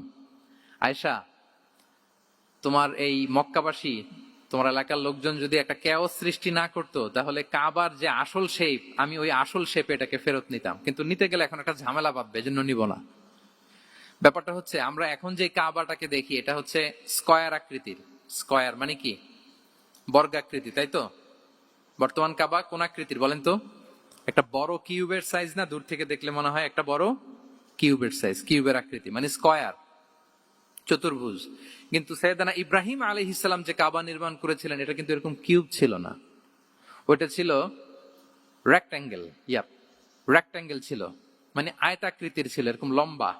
এই যে এই টেবিলটা যেরকম, টেবিলের যে শেপ এরকম ছিল, এরকম লম্বা কাবাঘর ছিল আয়তাকৃতির। কিন্তু এখন এটা কমে স্কয়ার আকৃতির হয়ে গেছে। এর কারণটা কি? কাবা একবার ওখানে অগ্নিকাণ্ড ঘটার কারণে ধ্বংস হয়েছিল, ফলে কাবাকে আবার রিনোভেশন করা লেগেছিল, পুনর্নির্মাণ। তো কুরাইশরা সিদ্ধান্ত নিয়েছিল, কাবা পুনর্নির্মাণে আমরা কোনো হারাম টাকা ইউজ করব না, যার কাছে যত হালাল টাকা আছে নিয়ে আসা হলো। কিন্তু হালাল টাকা যতটুকু জমা হয়েছে, এটা দিয়ে পুরো কাবা নির্মাণ হয় না, অর্ধেক হয়। ফলে কাবা যে আয়তাকৃতির ছিল, সেটা না হয়ে গেছে কি বলেন? বর্গাকৃতির, মানে স্কয়ার। ওই স্কয়ার কাবাই আজ পর্যন্ত রয়ে গেছে। কিন্তু ওই যে আয়তক্ষেত্রের যে শেপের মধ্যে যতটুকু জায়গা বাকি ছিল, ওইখানে দেখবেন একটা ক্রিসেন্টের মতো আছে, হেজরে ইসমাইল, হাতিমে কাবা বলে। ওইটার ভিতরে নামাজ পড়া আর কাবার ভিতরে নামাজ পড়া একই হুকুম। ওইটার ভিতরে নামাজ পড়া আর কাবার ভিতরে নামাজ পড়া কি একই হুকুম। ফলে ওই হাতিমের ভেতরে ফরজ সালাত আদায় হয় না, নফল সুন্নাত পড়া যায়। এমনকি কাবার ভেতরেও ফরজ সালাত আদায় করলে আদায় হবে না, কারণ নামাজের ফরজের মধ্যে একটা ফরজ হচ্ছে ইলা জিহাতিল কাবা, টু দ্য ডাইরেকশন অফ কেবলা। আপনার কেবলা মুখী হইতে হবে না। আপনি তো কাবার ভিতরে ঢুকে গেছেন, এখন কাবা কোন দিকে? কাবা তো নাই, বের হইতে হবে। বের হয়ে কাবা মুখী হলে সালাত হবে। I think you got the point. তো তাহলে রাসূল সাল্লাল্লাহু আলাইহি ওয়াসাল্লামের উইজডম বা প্রজ্ঞাটা এখানে দেখেন। আম্মাজান আয়েশা রাদিয়াল্লাহু তাআলা আনহাকে উনি বললেন যে, আয়েশা, মক্কা তো বিজয় হলো, মক্কার কন্ট্রোল তো এখন আমার হাতে। চাইলে আমি কাবাকে ভেঙে সেই ইব্রাহিম আলাইহিস সালামের যে বেইজ, এরকম লম্বা করে শেপ দিতে পারি, কিন্তু দিব না। কেননা দিলে মক্কা একটা ক্যাওস হতে পারে। কি হতে পারে? কারণ তারা একেবারে ভেরি রিসেন্ট মুসলমান হয়েছে, তারা না বুঝেই বলবে যে সে আদি কাবা, মোহাম্মদ এই কাবার অপমান করেছে, কাবাকে ভুলুণ্ঠিত করেছে, সম্মানকে নষ্ট করেছে, এরকম একটা কোশ্চেন রাইজ করতে পারে। এই জন্য আমি করলাম না। সুবহানাল্লাহ। This is called wisdom. এটাকে কি বলে? প্রজ্ঞা। এটাকে প্রজ্ঞা বলে। তাহলে আপনার জ্ঞান এবং আপনার কমন সেন্স দুইটা যখন কানেক্ট করে, তখন সেটা প্রজ্ঞা হয়। প্রজ্ঞার আরেকটা উদাহরণ যদি দেই সিরাত থেকে, রাসূল সাল্লাল্লাহু আলাইহি ওয়াসাল্লামের যে কনফ্লিক্ট রিজলভিং ক্যাপাসিটি ছিল, যখন কাবাকে পুনর্নির্মাণ করা হচ্ছে, তখন হাজরে আসওয়াদকে বের করা লেগেছিল, এবং রিনোভেশন শেষে আবার হাজরে আসওয়াদকে তার জায়গা মতো, মানে ব্ল্যাক স্টোন, যেটাতে চুমু দিলে মানুষের গুনাহ মাফ হয়ে যায়, হাজরে আসওয়াদ, চিনতে পেরেছেন না? চুমু দিতে পেরেছেন আপনারা? হ্যাঁ, ওরে আল্লাহ, অনেকে দিয়েছে, তো আমি দিতে পারি না এখনো। ওখানে যে ভিড় থাকে, ওই ধাক্কা ধাক্কি করে মনে হয় যে না, হজ বা উমরার যে মূল এসেন্স বা স্পিরিট, ওইটা বোধহয় নষ্ট হয়ে যায়। এই জন্য অনেকবার ট্রাই করেও, এবার আমার সাথে একটা 8 জনের গ্রুপ ছিল, খুব নাদুস নুদুস, লম্বা চূড়া। তো বলতেছে, শায়েখ আপনার কোনো টেনশন করা লাগবে না, আসেন। তো ওরা যে যেরকম ধাক্কা ধাক্কি শুরু করছে, ওইটা দেখি আমার আর সাহস হয় নাই। বলছে যে ভাই, আমি মাফও চাই, দোয়াও চাই, আমার করা লাগবে না, ওই দূর থেকে ইশারা দিলেই হবে। তো এটা অনেকে ভুল করে ফেলে। অনেক বোনেরা, যাদের জন্য হেজাব নিকাব মেনটেন করা হচ্ছে ফার্জ, পর্দার কোনো বালাই নাই, পুরুষের সাথে ধাক্কা ধাক্কি করে তার শরীর মিশে যাচ্ছে, গা মিশে যাচ্ছে, ধাক্কা ধাক্কি করে একটা সুন্নতের জন্য ফরজকে স্যাক্রিফাইস করে ফেলতেছে। মানে ফোকাস ঠিক নাই আর কি, কোথায় যে কোনটা করতে হবে ওইটাই ভুলে গেছে। তো এই হাজরে আসাদ পাথরকে আবার জায়গা মতো রাখতে হবে। এখন কে রাখবে? এই নিয়ে মারামারি মক্কায়। বড় বড় 4টা গোত্র বলে, এই গোত্র বলে আমি রাখবো, এই গোত্র বলে আমি রাখবো, আরেক গোত্র বলে রক্তের গঙ্গা বইয়ে দেব মক্কায়, কিন্তু এই সম্মান অন্যকে নিতে দিব না, কারণ ইটস ভেরি প্রেস্টিজিয়াস ইস্যু। যে আমাদের গোত্র এই ব্ল্যাকস্টোন হাজরে আসওয়াদকে নিয়ে জায়গা মতো রেখেছে, এটা কাউকে দিব না। তো সবাই যখন মারমুখী, তখন আল্লাহ রাসূল সাল্লাল্লাহু আলাইহি ওয়া আলিহি ওয়াসাল্লাম তিনি সমাধান দিলেন যে মারামারির দরকার নাই, একটা চাদর নিয়ে আসো। নিয়ে আসা হলো। 4 গোত্রের 4 লিডারকে বললেন চাদরের 4 কোণা ধরো। 4 জন 4 কোণা ধরলো। রাসূল সাল্লাল্লাহু আলাইহি ওয়াসাল্লাম তিনি পাথরটা নিয়ে মাঝখানে রাখলেন। এবার 4 নেতাকে বলল আসো, জাতীয় 4 নেতা চলে আসো, কাবার সামনে চলে আসলো। এরপরে আল্লাহ রাসূল সাল্লাল্লাহু আলাইহি ওয়াসাল্লাম ওনার মোবারক হাত দিয়ে, বরকতময় হাত দিয়ে হাজরা আসওয়াদকে নিয়ে নিজ হাতে রাখলেন। এবার সবাই হ্যাপি, কারণ অংশগ্রহণ করতে পারছে। আসলে মূল স্ট্যাটাস কিন্তু চলে গেছে রাসূলের দিকে, নাকি? ওরা তো এটা টাচও করতে পারে নাই, পারছে? ওরা চাদর ধরেই হ্যাপি, কিন্তু পাথরটা ধরেছিল কে? রাসূল সাল্লাল্লাহু আলাইহি ওয়াসাল্লাম। চাদরে রেখেছিল কে? রাসূল সাল্লাল্লাহু আলাইহি ওয়াসাল্লাম। চাদর থেকে নিয়ে আবার কাবা ঘরে সেট করেছিল কে? রাসূলুল্লাহ সাল্লাল্লাহু আলাইহি ওয়া আলিহি ওয়াসাল্লাম। এভাবে উনি কনফ্লিক্ট রিজলভ করতেন থ্রু হিজ উইজডম, ওনার প্রজ্ঞার মধ্য দিয়ে। আমরা যদি তায়েফের ঘটনা দেখি, রক্তাক্ত হয়েছেন, পাহাড় রক্ষী ফেরেশতারা এসে বলেছে রাসূলুল্লাহ জাস্ট অর্ডার করেন, আমরা কোলাপস করব এমন ভাবে the entire Taif city will be collapsed, একেবারে স্ম্যাশ করে দিব, পাউডার হয়ে যাবে। রাসূল সাল্লাল্লাহু আলাইহি ওয়াসাল্লাম বললেন না, বাল আরজু আন ইউখরিজাল্লাহু মিন আসলাবিহিম মান ইয়াবুদুল্লাহ ওয়াহদাহু ওয়া লা ইউশরিকু বিহি শাইআ। তিনি বললেন না, ওদেরকে ধ্বংস করে দিও না, ওদেরকে ধ্বংস করলে লা ইলাহা পড়বে কে? সুবহানাল্লাহ। কি উইজডম ড্রিভেন ছিলেন উনি। উনি বলেন যে আমি আশা করি, প্রত্যাশা রাখি, দোয়া করি যে ওরা আমাকে প্রত্যাখ্যান করেছে, কিন্তু ওদের যে নেক্সট জেনারেশন, ওরা সাক্ষী দিবে আশহাদু আল্লাহ ইলাহা ইল্লাল্লাহ ওয়া আশহাদু আন্না মুহাম্মাদার রাসূলুল্লাহ। এবং তাই হয়েছে। এখন তায়েফে যান, চারদিক থেকে আল্লাহু আকবার ধ্বনিতে মুখরিত তায়েফ, এবং এত চমৎকার শহর, এটা একটা টুরিস্ট ডেস্টিনেশন হয়ে গেছে। সৌদি আরবিয়াতে যারা যায়, তায়েফ না গেলে লোকদের ভালো লাগে না। ঠান্ডা, সবুজ শ্যামল, রেইনফল হয়, ফলমূল পাওয়া যায়। আব্দুল্লাহ ইবনে আব্বাস রাদিয়াল্লাহু তাআলা আনহুর স্মৃতিধন্য মসজিদ আছে, অনেকগুলো ইউনিভার্সিটি আছে, ইসলামিক ইনস্টিটিউশন আছে। এই যে নয়নাভিরাম তায়েফ, এটা রাসূল সাল্লাল্লাহু আলাইহি ওয়াসাল্লামের উইজডমের ফসল, ঠিক কিনা বলেন? ওই দিন যদি রাগের চোটে বলতো যে হ্যাঁ দাও, স্ম্যাশ করে দাও, তাইলে এই যে যারা শাহাদা পড়েছে, নও মুসলিম হয়েছে, এটা কিন্তু হতো না। তাহলে এটা হচ্ছে রাসূল সাল্লাল্লাহু আলাইহি ওয়াসাল্লামের প্রজ্ঞার একটা উদাহরণ। আর একটা উদাহরণে যাই। রাসূল সাল্লাল্লাহু আলাইহি ওয়াসাল্লাম যখন আকাবার দ্বিতীয় শপথ করে ফেললেন ইয়াসরিববাসীর সাথে, তখনও মদিনা হয়নি। তো তখন মদিনাবাসী বলল যে রাসূলুল্লাহ, আপনি তো এখনো হিজরত করবেন না, তো আমাদেরকে কোরআন শিখাবে কে, সালাত শিখাবে কে? আপনি একজন দায়ী পাঠান, আমাদের সাথে একজন টিচার দেন। রাসূল সাল্লাল্লাহু আলাইহি ওয়াসাল্লাম তখনও মদিনাতে হিজরতে যাননি, আমাদের সাথে একজন দায়ী পাঠাবেন। তো রাসূল সাল্লাল্লাহু আলাইহি ওয়াসাল্লাম একজনকে দায়ী হিসেবে পাঠিয়েছিলেন। বলেন ওই দায়ীর নাম কি? কি নাম?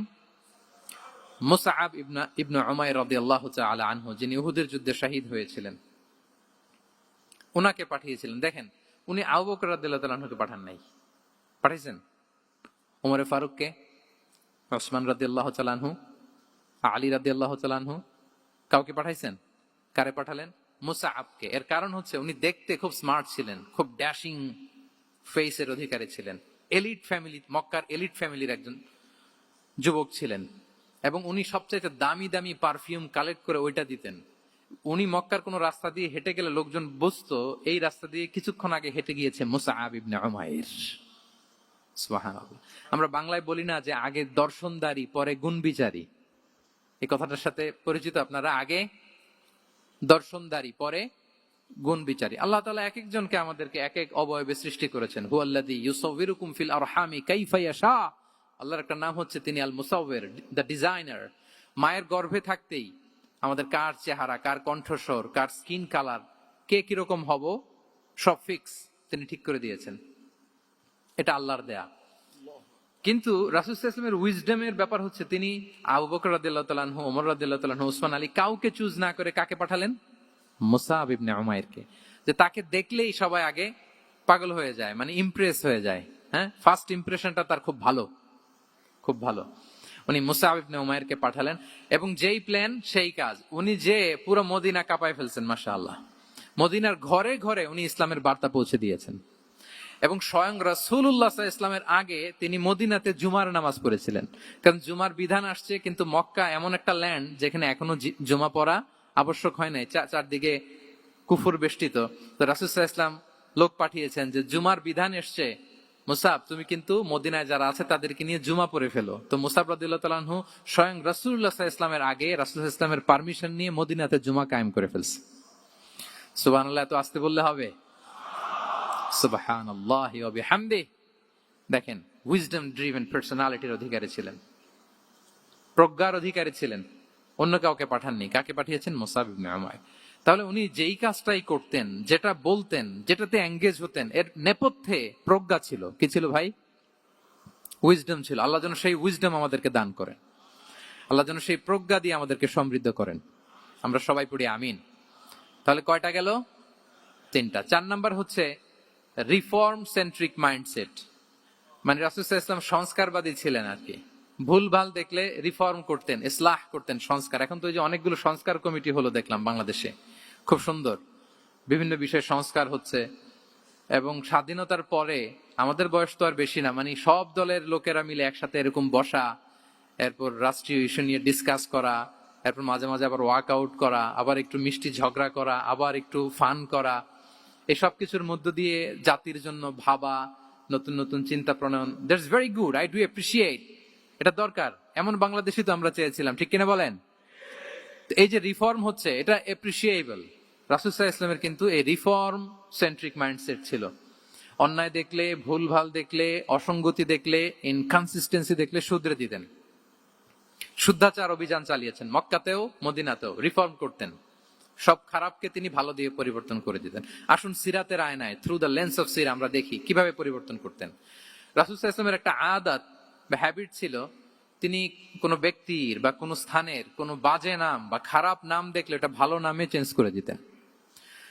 মক্কা থেকে মদিনায় হিজরতের আগে মদিনার নাম ছিল ইয়াসরিব। কি ছিল?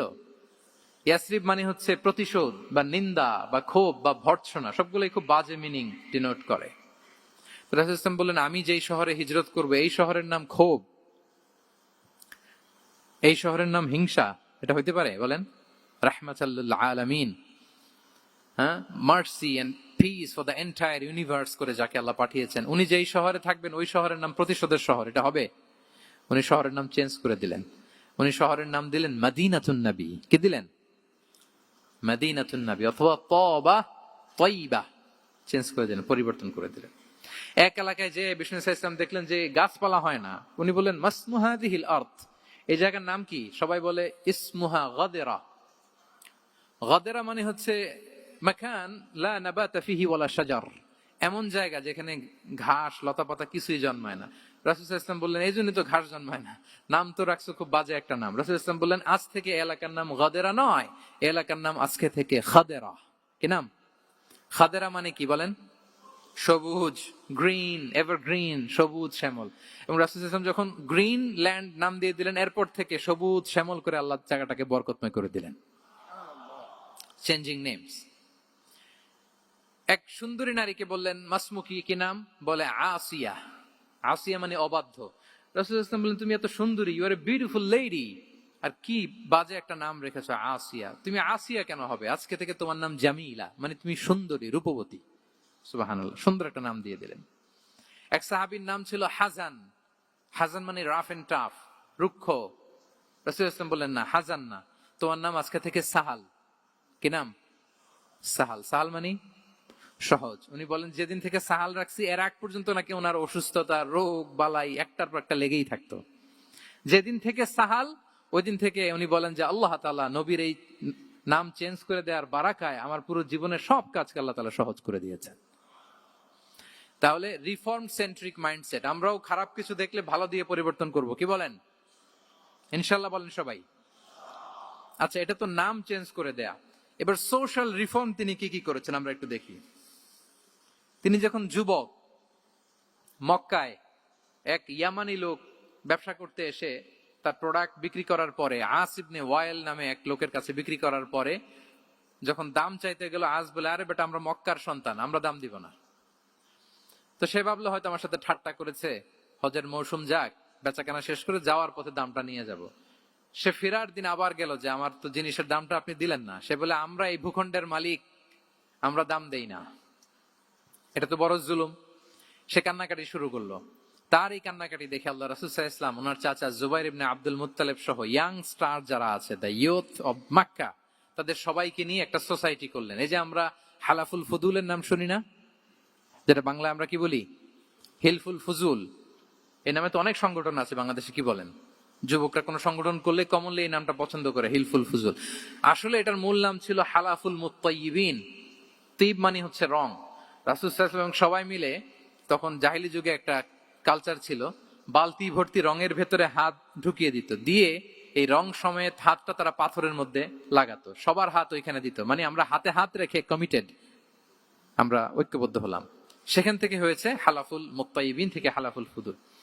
ওনারা বলল যে না, আমরা সবাই থাকবো মাআল মাজলুমি দিদ্দা যালিম, আমরা মজলুমের পক্ষে থাকবো, জালিমের বিপক্ষে থাকবো।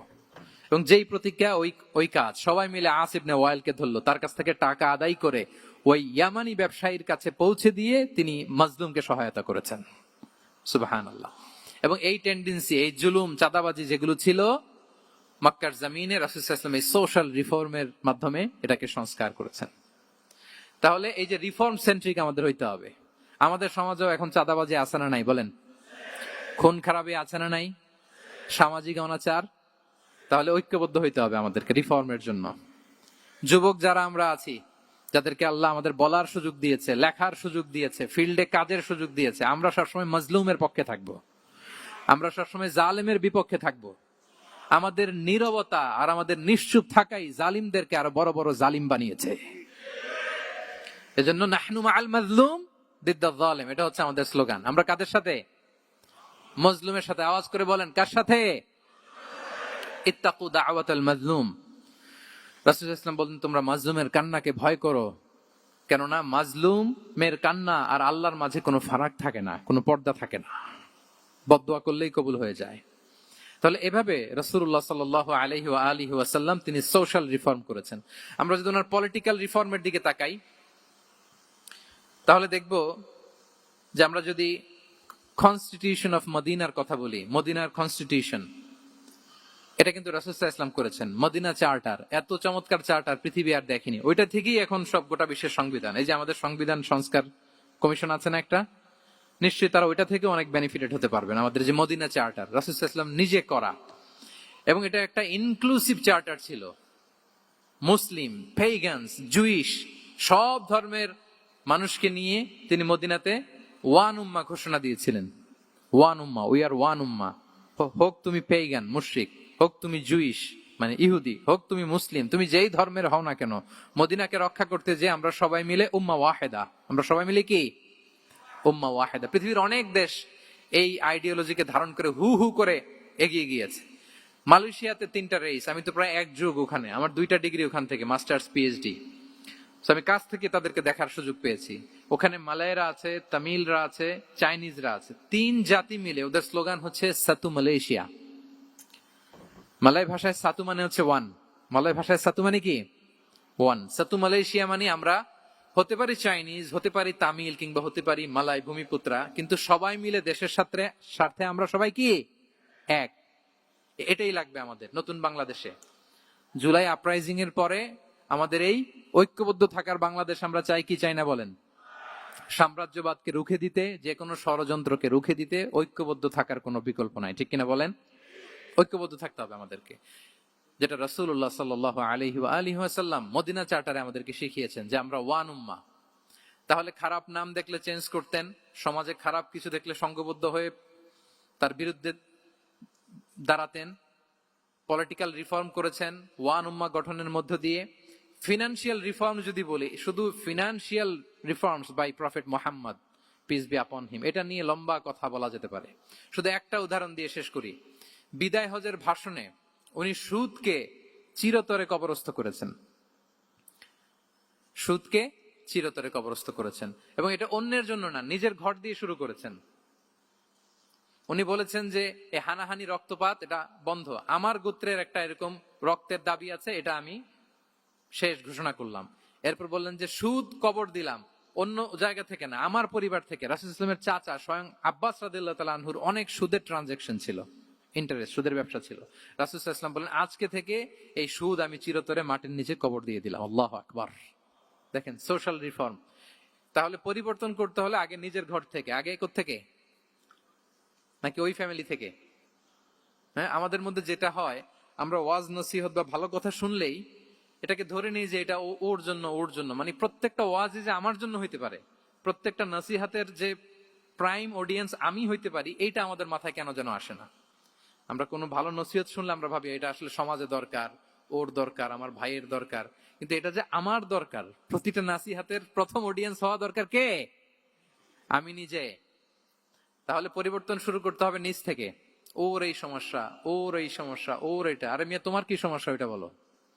শুধু ওর ওর না দেখে নিজেরটাও দেখতে হবে। দেখেন, অন্যের দিকে এক আঙ্গুল দেখালে নিজের দিকে কয় আঙ্গুল যায় বলেন তো? এই যে নিজের দিকে কিন্তু তিনটা। আমি যদি এরকম করি তা আমার দিকে আসে তিনটা। এজন্য নিজ থেকে, নিজের ফ্যামিলি থেকে আমরা সংস্কার শুরু করব। কি বলেন?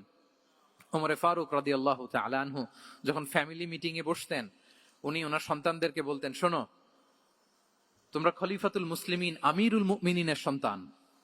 তোমাদের কোনো বাজে কাজ যদি সমাজে আসে, তোমাদের কোনো অন্যায় যদি আমার কানে আসে, অন্যের জন্য যা শাস্তি তোমাদের জন্য হবে ডবল শাস্তি। ওমরে ফারুক সন্তানদেরকে বলতেন, তোমরা যদি কোনো ভুল করো, একটা যদি হদ কায়েম করা লাগে এমন অন্যায় যদি করো, একটা হচ্ছে আল্লাহর দেয়া হদ, আর একটা হবে আমি উমরের দেয়া হদ। আমার মতো খলিফাতুল মুসলিমিনের সন্তান হয়ে পাপ তুমি কেন করলে? দেখেন অন্যের বাচ্চা কি করছে, অন্যের, আমাদের তো ওই মেয়েটার সমস্যা, ওনার ছেলের সমস্যা, এগুলো। আমার ছেলের যে কি অবস্থা, আমার পরিবারের যে কি হালাত, আমার স্ত্রীর যে কি দশা, ওইটা নিয়ে আমরা ভ্রুক্ষেপ করি না বা চিন্তা করি না। তাহলে সম্মানিত সুধী মণ্ডলী, আমরা পরিবর্তন শুরু করব কোত্থেকে? অন্যের বাড়িঘর থেকে নাকি? হ্যাঁ, কোত্থেকে? নিজ থেকে। আল্লাহ তাআলা আমাদেরকে তৌফিক দান করুক। তাহলে কয়টা গেল? 4টা। এখন আপনারা তো ক্লান্ত হয়ে গেছেন মনে হচ্ছে, সময় অনেক হয়ে গেছে। আরো কয়েকটা পয়েন্ট বলা যাবে নাকি? হ্যাঁ, মোট কয়টা ছিল পয়েন্ট? সবগুলো শুনবেন? আচ্ছা, 5 নম্বরে হচ্ছে ওপেন মাইন্ডেড। আমার প্রিয় নবী বলেন, ওপেন মাইন্ডেড ছিলেন না ন্যারো মাইন্ডেড? সবাই বলবেন, গ্যালারির সবাই আওয়াজ করে, তিনি ওপেন মাইন্ডেড না ন্যারো মাইন্ডেড ছিলেন? রাসূলুল্লাহ সাল্লাল্লাহু আলাইহি ওয়া আলিহি ওয়াসাল্লাম ওপেন মাইন্ডেড ছিলেন।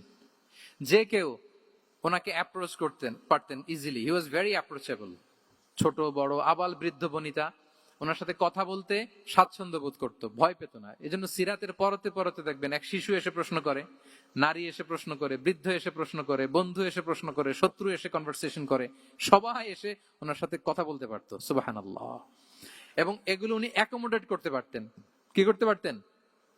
অ্যাকোমোডেট করতেন। ছোট্ট একটা উদাহরণ দেই, আসির আল হালাবিয়া থেকে নেয়া একটা বিখ্যাত সিরাতের গ্রন্থ। বদরের যুদ্ধে রাসূল সাল্লাল্লাহু আলাইহি ওয়াসাল্লাম বদরের মাঠে সেনা ক্যাম্প স্থাপন করলেন। কি ক্যাম্প? সেনা ক্যাম্প স্থাপন করলেন। আল হুবাব ইবনুল মুনজির রাদিয়াল্লাহু তাআলা আনহু এক সাহাবী, উনি বললেন, ইয়া রাসূলুল্লাহ, এই যে সেনা শিবির যে এখানে স্থাপন করলেন, এটা কি আপনার নিজের ইচ্ছায় না আল্লাহর আদেশে? দেখেন, সেনাপতিরে কোন সাধারণ সৈনিক এই প্রশ্ন করতে পারে? করলে চাকরি থাকবে? কিন্তু রাসূল সাল্লাল্লাহু আলাইহি ওয়াসাল্লামের কাছে সাহস নিয়ে আল হুবাব ইবনুল মুনজির বলে, ইয়া রাসূলুল্লাহ, এই যে সেনা শিবির স্থাপন করলেন, এটা কি আপনার ইচ্ছায় নাকি এটা ওয়াহী? রাসূল সাল্লাল্লাহু আলাইহি ওয়াসাল্লাম বললেন, না, এটা ওয়াহী না, এটা ওয়াহী না, বাল হুয়া রায়ু ওয়াল হারবু ওয়াল মাকিরা, না, এটা যুদ্ধের কৌশল হিসেবে আমি করেছি। আল হুবাব ইবনুল মুনজির বললেন, ইয়া রাসূলুল্লাহ, তাহলে সঠিক জায়গায় সেনা ক্যাম্প স্থাপন হয় নাই। রাসূলের দিকে তাকিয়ে বলতেছেন যে আপনি যেখানে করছেন ওখানে ঠিক হয় না ইয়া রাসূলুল্লাহ, আপনি অভয় দিলে আমি বলতে পারি কোথায় ঠিক হবে। রাসূল সাল্লাল্লাহু আলাইহি ওয়াসাল্লাম বললেন, তাই? আমি যেটা করছি এটা ঠিক হয় নাই, তাহলে কোনটা ঠিক বলো? উনি বললেন, ওই যে বদরে একটা কুয়া আছে যেখানে পানির ব্যবস্থা আছে, ওইটার সামনে ব্যারিকেড দিয়ে আমাদের শিবির করতে হবে। তাহলে আমরা বদরের কুয়া থেকে পানি খাইতে পারবো, সারাদিন পানি খাবো, আর কাফিররা যুদ্ধে তো মারা যাবে, পানির অভাবে মারা যাবে। সুবহানাল্লাহ পড়বেন না? রাসূল সাল্লাল্লাহু আলাইহি ওয়াসাল্লাম বললেন, আরে তাই তো, তুমি তো ঠিকই বলেছো, এভাবে তো আমি ভেবে দেখিনি। আবার তিনি অ্যানাউন্স করে দিলেন যে সেনা শিবির এখানে যেই তাবু টাঙানো হয়েছে এখান থেকে মুভ করে আল হুবাব যেখানে ইন্ডিকেট করেছে ঠিক ওই জায়গায় যে শিবির স্থাপন করো। তাহলে আওয়াজ করে বলুন, ওপেন মাইন্ডেড না ন্যারো মাইন্ডেড? আমরা অনেক সময় আমাদের অধীনস্থদের কথা শুনতে চাই না। অনেক সময় অধীনস্থদের মাথা থেকেও দারুণ দারুণ দুর্দান্ত আইডিয়া চলে আসতে পারে। ইগনোর করবেন না সব সময়। আপনি দেখবেন যে তার কাছ থেকে ভালো আইডিয়া এসছে কিনা।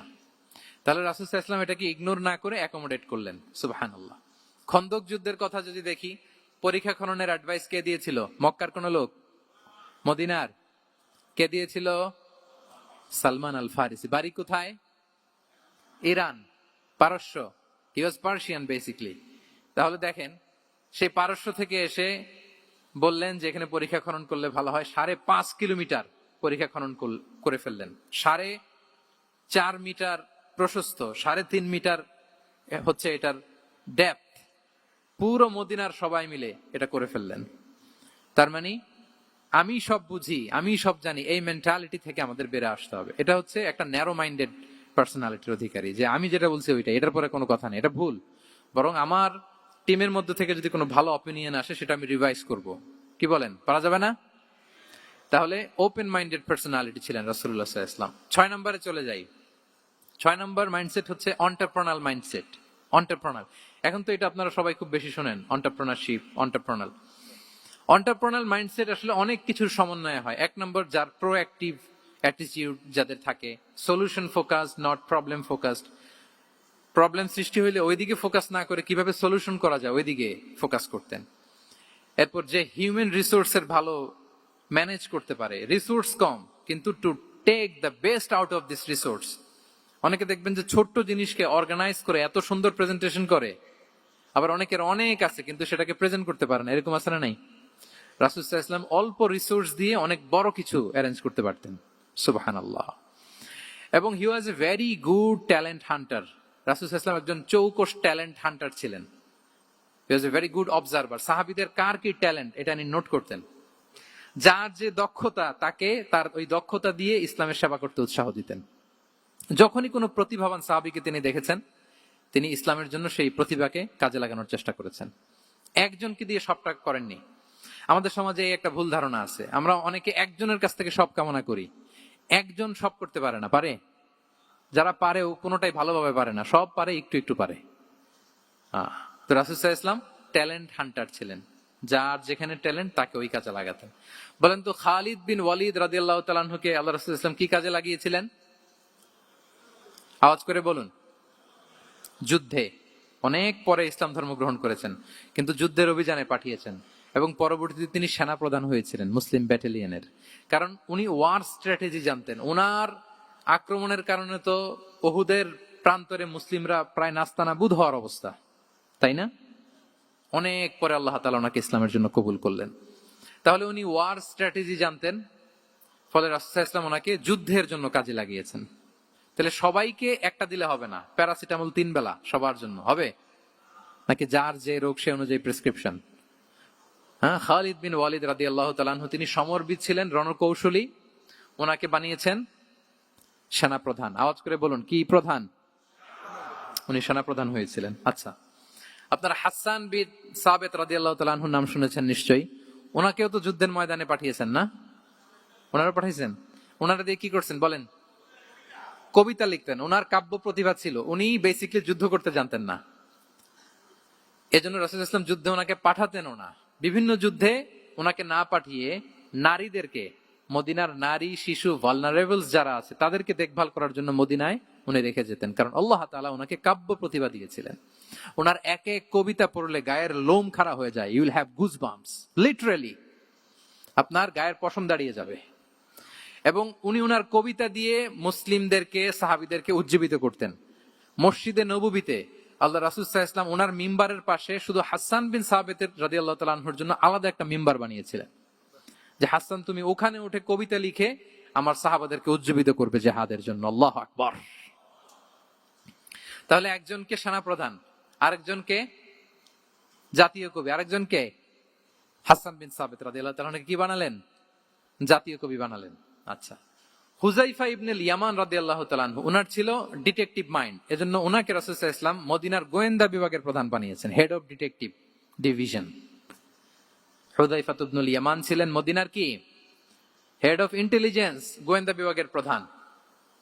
মুআয ইবনে জাবাল রাদিয়াল্লাহু তাআলা আনহু প্রশাসনিক কাজ খুব ভালো বুঝতেন। মদিনার সবচাইতে বড় সিনিয়র আমলা ছিলেন মদিনা রাষ্ট্রের সবচাইতে সিনিয়র আমলা মুআয ইবনে জাবাল রাদিয়াল্লাহু তাআলা আনহুকে রাসূল সাল্লাল্লাহু আলাইহি ওয়াসাল্লাম কবিতা লেখার দায়িত্বও দেন নাই, গোয়েন্দাগিরি করতে দেন নাই, ওনাকে ইয়ামানের গভর্নর করে পাঠিয়েছেন। সুবহানাল্লাহ বিহামদি। তাহলে যার যে যোগ্যতা তাকে সেই জায়গায় কাজে লাগানো, এটাকে বলে এন্টারপ্রেনাল মাইন্ডসেট। এটা কি বলে? এন্টারপ্রেনাল মাইন্ডসেট। আল্লাহ হাবিব সাল্লাল্লাহু আলাইহি ওয়াসাল্লামের এই মাইন্ডসেট ছিল। 7 নম্বরে হচ্ছে কনসিডারেট। 7 নম্বরে কি? কনসিডারেট। আমি খুব দ্রুত শেষ করে যাব ইনশাআল্লাহ। আপনারা বোরিং হচ্ছেন না তো? ক্লান্ত হচ্ছেন কারা কারা দেখি হাত তোলেন।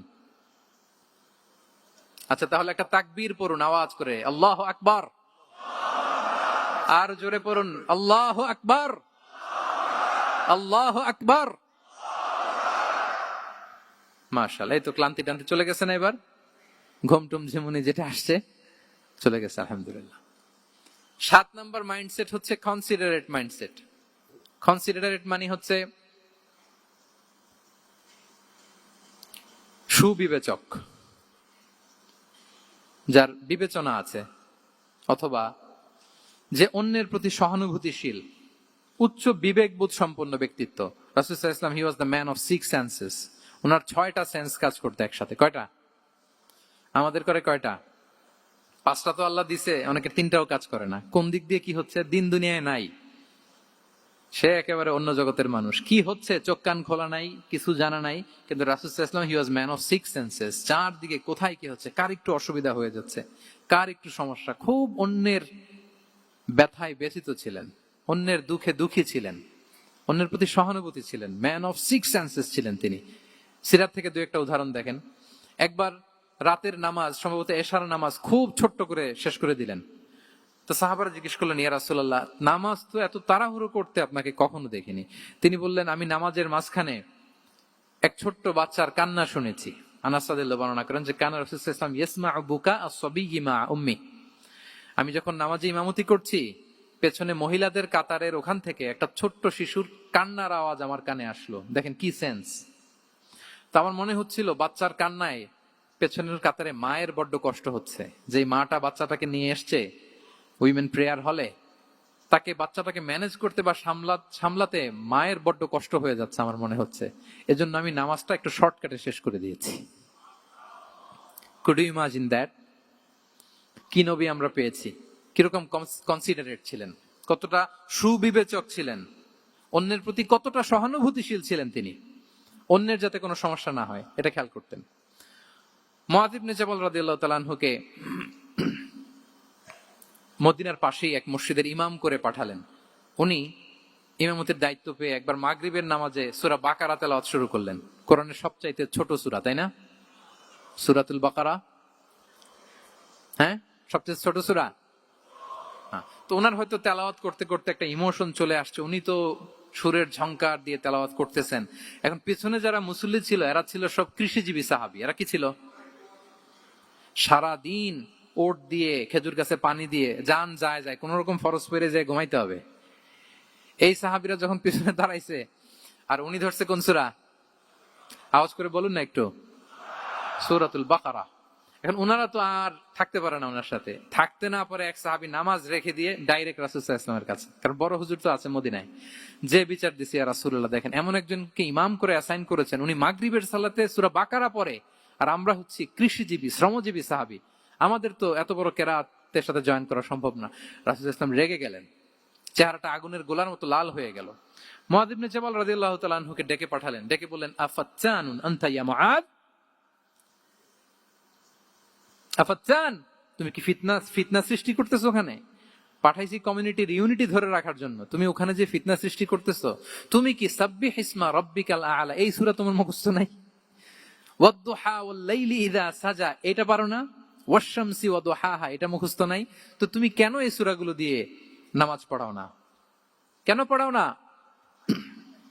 এরপর তিনি বললেন, যখন ইমামতির সুযোগ পাবে, সুযোগ পেয়ে লম্বা কেরাত ধরো না, ছোট্ট কেরাত দিয়ে নামাজ শেষ করো। কেননা তোমার পেছনে বয়স্করা আছে, মুরব্বীরা আছে, অসুস্থরা আছে। জাল হাজা, তার একটা জরুরি কাজ পড়ছিল, যাচ্ছিল, হঠাৎ মাগরিবের আজান, ভাবলো রাস্তার পাশে যেহেতু আজান দিছে নামাজটা পড়ে নেই। নামাজে ঢুইকে দেখছে আপনি সূরা বাকারা ধরছেন, তো বেচারা কি কাজ করবে না কি করবে? আর তার তো নিয়ত ছিল ফরজ নামাজটা পড়ি যে বাস ধরবো। এখন আপনি ধরছেন কোন সূরা? বাকারা। দেখেন রাসূল ইসলাম বললেন যখন ইমামতির চান্স পাবে ছোট সূরা পড়বে, আর যখন তুমি একা পড়বে ফালিউতাউবিল মাশা, যত লম্বা করতে মনে চায় করো। রুকু করো লম্বা, সেজদা করো লম্বা, কেরাত করো লম্বা। রাসূল সাল্লাল্লাহু আলাইহি ওয়াসাল্লাম তো রাতে আধা ঘন্টা 40 মিনিট প্রথম রাকাতে কেরাত পড়তেন, এরপরে আবার 40 মিনিট রুকুতে থাকতেন, রুকু থেকে দাঁড়ায় আবার 40 মিনিট, আবার সেজদায় যেয়ে 40 মিনিট, এরপরে সেজদা থেকে 2 সেজদার মাঝখানে আবার 40 মিনিট, 2 রাকাত দিয়ে এরকম রাতও শেষ করে দিছেন। তো আপনার লম্বা যদি পড়তে মনে চায় আপনি তো আপনার ব্যক্তিগত নফল সালাতে এভাবে লম্বা করবেন, কিন্তু আমাদের হয়ে গেছে উল্টা, একাকী নামাজ কোন রকম রুকু সেজদা এরকম হয়ে গেছে না অনেকটা। কিন্তু ইমামতির সুযোগ পেলে মাশাআল্লাহ, আল্লাহু আকবার, এইবার শুরু হয়েছে শাইখ সুদাইসির কণ্ঠে এই লম্বা করে। এখন পেছনে মুসল্লিদের কি কি দশা ওইটা আর আমরা খেয়াল করি না। না, আমাদেরকে অন্যের প্রতি সহানুভূতিশীল হতে শিখিয়েছে ইসলাম, কনসিডারেট হতে শিখিয়েছে, সুবিবেচক হতে শিখিয়েছে, যেটা রাসূল সাল্লাল্লাহু আলাইহি ওয়াসাল্লাম করেছেন। এবং রাসূল সাল্লাল্লাহু আলাইহি ওয়াসাল্লাম কোনো কাজে কাউকে পাঠালে ওনার বিখ্যাত সে বাণীটা বলে দিতেন যে ইয়াসসিরু ওয়ালা তুআসসিরু বাশশিরু ওয়ালা তুনাফিরু, সহজ করে উপস্থাপন করো, কঠিন করো না। সুসংবাদ দিও, মানুষকে দিন থেকে ভাগিও না। আমরা মানুষকে ভয় দেখাই, আমরা এত কঠিন করে ইসলামকে উপস্থাপন করি, মানুষ বলে আগে যেটা করতাম ওইটাই ভালো। তো আমরা যেন দিনকে কঠিন না করি, আমাদের কোনো অ্যাটিটিউডের কারণে যেন মানুষ ইসলাম থেকে ভেগে না যায়। আরেকটা উদাহরণ দেখুন, একবার মাগরিবের কিংবা এশার নামাজে রাসূল সাল্লাল্লাহু আলাইহি ওয়াসাল্লাম লম্বা সেজদা দিলেন। এত লম্বা সেজদা তিনি কখনো দেন না। নামাজ শেষে সাহাবারা জিজ্ঞেস করলেন, ইয়া রাসূলুল্লাহ, আপনি কি নামাজের মাঝখানে অসুস্থ হয়ে গেলেন নাকি, অথবা কোরআনের আয়াত নাজিল হলো নাকি, ওহী নাজিল হলো নাকি? রাসূল সাল্লাল্লাহু আলাইহি ওয়াসাল্লাম বললেন, কুল্লু যালিকা লাম ইয়াকুন ওয়ালাকিন নাবনি ইরতাহালানি ওয়া কারিহতু আন উআজ্জিলাহু হাত্তা ইয়াকদিয়া হাজাতাহ। বললেন না, অসুস্থ হই নাই, ওহীও নাজিল হয় নাই। আমি যখন সেজদায় গিয়েছি আমার 2 ছোট নাতি হাসান হোসেন আমার কাঁধের উপরে চেপে বসেছে। যতক্ষণ না ওরা খেলা শেষ না করে নিচে নেমেছে আমি সেজদায় লুটিয়েছিলাম, নেমেছে এরপরে মাথা উঠিয়েছি। আমার মাথা উঠানোর কারণে ওদের খেলার একটু ডিস্টার্ব হবে, এজন্য আমি আর সেজদা থেকে মাথা উঠাই নাই। সুবহানাল্লাহ পড়বেন না? দেখেন, নাতির খেলার যেন ডিস্টার্ব না হয়। পেছনের মহিলা সারির এক বোনের নামাজের সমস্যা হচ্ছে, এগুলো উনি খেয়াল করতেন, ছোট্ট ছোট্ট বিষয়গুলো উনি খেয়াল করতেন। এটাকে বলে কনসিডারেট মাইন্ডসেট। কি বলে? তাহলে আমরা অন্যের প্রতি যেন সহানুভূতিশীল হই, নাকি শুধু নিজেরটাই দেখবো? অন্যেরটা দেখার দরকার আছে না নাই বলেন? আচ্ছা, 8 নাম্বার হচ্ছে ট্রান্সপারেন্সি। খাবো না। ট্রান্সপারেন্সি মানে হচ্ছে স্বচ্ছতা। ওনার জীবনের চাইতে, ওনার বায়োগ্রাফির চাইতে স্বচ্ছ বায়োগ্রাফি আপনি পাবেন না। No public and private dividation. And in the long history of time, no one's life has been recorded more transparently than the life of Prophet Muhammad sallallahu alaihi wasallam. রাসূল সাল্লাল্লাহু আলাইহি ওয়াসাল্লামের চেয়ে বেশি পৃথিবীতে এমন সেকেন্ড কোন পারসন আপনি দেখাতে পারবেন না যার জীবনের সবকিছু রেকর্ডেড। সবকিছু রেকর্ডেড। এরকম আছে? ঘরে কি করেছেন, বাইরে কি করেছেন, স্ত্রীর সাথে কি করেছেন, বন্ধুর সাথে কি করেছেন, সাহাবাদের সাথে কি করেছেন, শত্রুর সাথে কি করেছেন, অল আর রেকর্ডেড।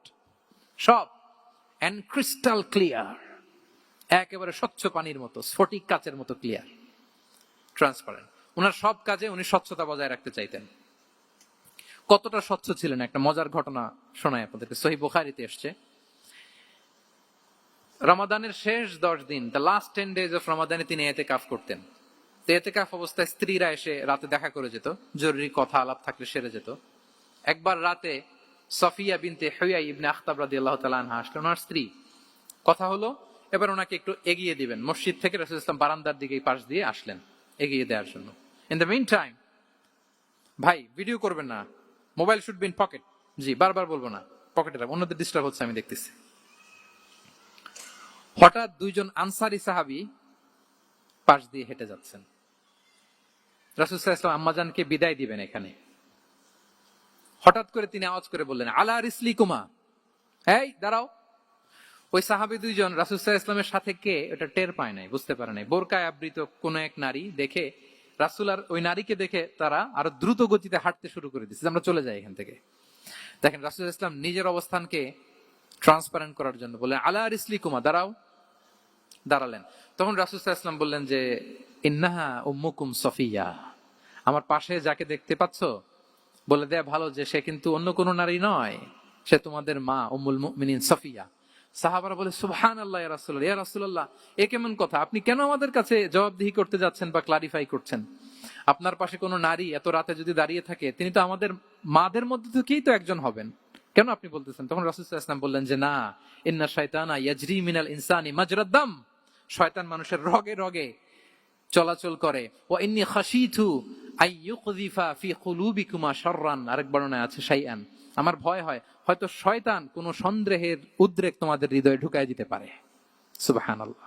এজন্য আমি ক্লিয়ার করে দিলাম, এটা আমার বউ, আমার স্ত্রী, তোমাদের মা সফিয়া।